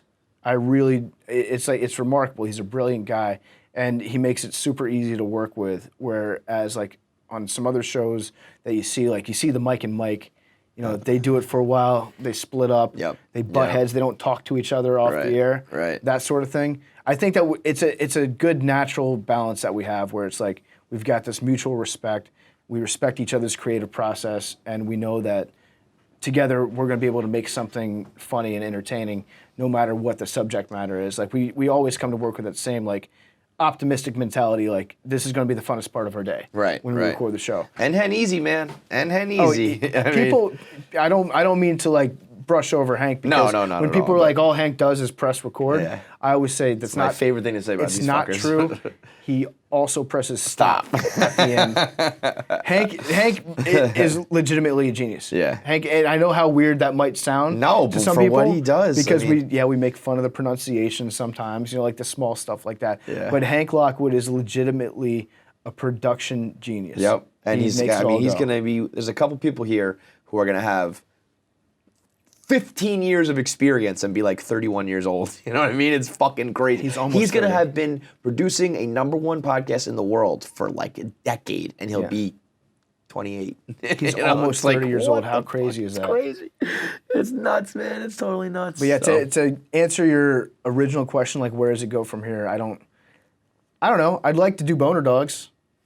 I'd like to write Boner Dogs. That's what's crazy is that like the internet, once you get successful, you have the money, you got some people backing you, you can make all this shit like come to life, you know what I mean? Like all these things that were just jokes, all of a sudden it's like, why don't we do that idea for a movie, or why don't we do that idea for a show that we talked about? I wrote an outline to Boner Dogs. Oh, so you're ready. There are conversations happening behind the scenes about Boner Dogs. With Adam Sandler? I don't think I'm at liberty to say who it's with, but I personally would not want to do this project with anybody besides the Adam Sandler universe. Okay.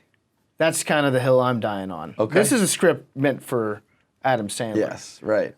So I don't know. We'll see what happens. I've also learned to not ever get excited. I've kind of been jaded a little bit by this business. You probably have too, to a certain extent. Yeah. Where like somebody hits you up and they're like, hey, we got a TV show ready to go for you. Like, this is going to be so good. I know everybody over at this network. We're going to get you on. Yeah, okay, dude. And it's like, yeah, all right. Whereas, you know, if you told me that like 8 years ago and stay up all night, I was like, it's happening. This one guy came in and he said that he has a TV show for me. I can't wait. I've made it. I'm going to go out to a celebration dinner. Yeah. You know, now it's like, I'll like be talking to my family and I'll be like, they'll ask me what I'm doing. I'll mention something like, "Oh my God, that's so awesome!" I'm like, "It's probably not going to happen." Right. So, and even when it does happen, it's like I've learned. You know, you could shoot a fucking episode and it doesn't go anywhere. And there's so many steps before it becomes a real thing. But I do believe that you guys have probably opened up any door you really want to go through. At whatever point in your career, it's been unbelievable to watch. So what about you? If you get like fuck you money, if you get retirement money. Would you still write? Would you still podcast? I think I would write. I think I would probably, what I would really like to do is get land at like a WFAN where I can just like take calls about the Mets bullpen like for like 30 straight years and just be like, no, they got to trade for this guy. That's the dream. And I think writing is the one thing that I do really well that it just doesn't financially and time-wise and all that make sense, unfortunately. So I think I would write again, going back to just like writing what I want to write. If I had like, you know, billionaire money, if I would go around rebooting canceled TV shows that people love, because it just brings so much happiness to people when they find out their show is back on the air. So Freaks and Geeks. Yeah, that's stuff like that. Season 2 of Freaks and Geeks, I'm gonna make happen because I'm a billionaire. You know, that would be the real dream. But as far as work goes, land at a, you know, some sort of sports talk to cover my check, you know, scratch that Mets itch, and then write, you know, nonsense again. Yeah. Be the dream. Yeah, that sounds pretty good. Taking calls. Do it with my eyes out. There you go. You know, so I can just see the world, PFT. I can. It's so easy to just see all these beautiful colors and all these things. You should maybe try it sometime. I will. I will give it a shot. And I did tell Kevin, I was like, I'm thinking about dropping the sunglasses for this interview, but I was like, okay, cool, man. Like, no big deal. I was like, hopefully he does it. Hopefully he does it. Hopefully he does it. It would be a good time to do it. I feel like I'm not ready for it just yet. No, and to be honest, when you said it, I was like super happy, flattered, honored. I was like, that's gonna make this go viral, all this shit. But I was like, that should happen on, you know, your show or on your time or whatever. Honestly, you know what I might just do? I think we're doing a stream like Thursday Night Football for the Washington football team Giants, and I've been dreading this because it's like I have to stare at a fucking screen that I can't see. Yeah. I just might like not even explain it and just show up with now that I will fucking kill you. Because if you just do it this Thursday on a stream, I'll break your fucking neck. Because then you might as well just do it fucking now. Yeah. But it's for no reason whatsoever. You're just Goodwill Hunting that shit. It's just like, yep, there it is. Yeah. That would be PFT-esque too, though. It's just like, what are you guys talking about? What do you mean? Oh, I didn't even know it was a thing. I've just been wearing my sunglasses for a while. What I'm really like, it's been fun to see over the last couple of years, because I do get sniped in the background sometimes without the glasses on, and somebody be like, "Oh my God, now I see why he keeps the glasses on all the time. His eyes are fucked up." It's like I think I'm a pretty normal looking. I'm like the completely normal face. I'm like the most generic looking human being. If you take away like the shitty beard and the hair. Like, I'm a pretty normal looking guy, I think. No, as average as they come, man. Yeah. But you make it into a thing, and there's always going to be an asshole who points it out. So. Yeah, well, it's probably going to be a shocking thing because you haven't seen him for so long. It's like when somebody shaves their beard after a million years, you're like, whoa, that's your face? It's crazy. Yeah, they'll get used to it. You guys will get used to it. I love you guys. I really mean that. Well, listen, I mean, as someone who hasn't always been able to do a lot of content with you, I feel like we crammed a shit ton of it into this interview, so it's a pleasure, man. I appreciate it. That was good. Thank you for having me on. Oh, man. Thanks for watching this month's Behind the Blog. Leave a comment below. What other Barstool blogger, personality, employee do you want to sit down with me? We'll dig into their whole history. Drop a comment on what you want to see. Make sure you subscribe so that you catch all the Behind the Blogs, all the Kevin Clancy shows, all the KFC Radio, all the clips that we put out on this YouTube channel. And make sure you click that bell so you get the notifications of when they drop.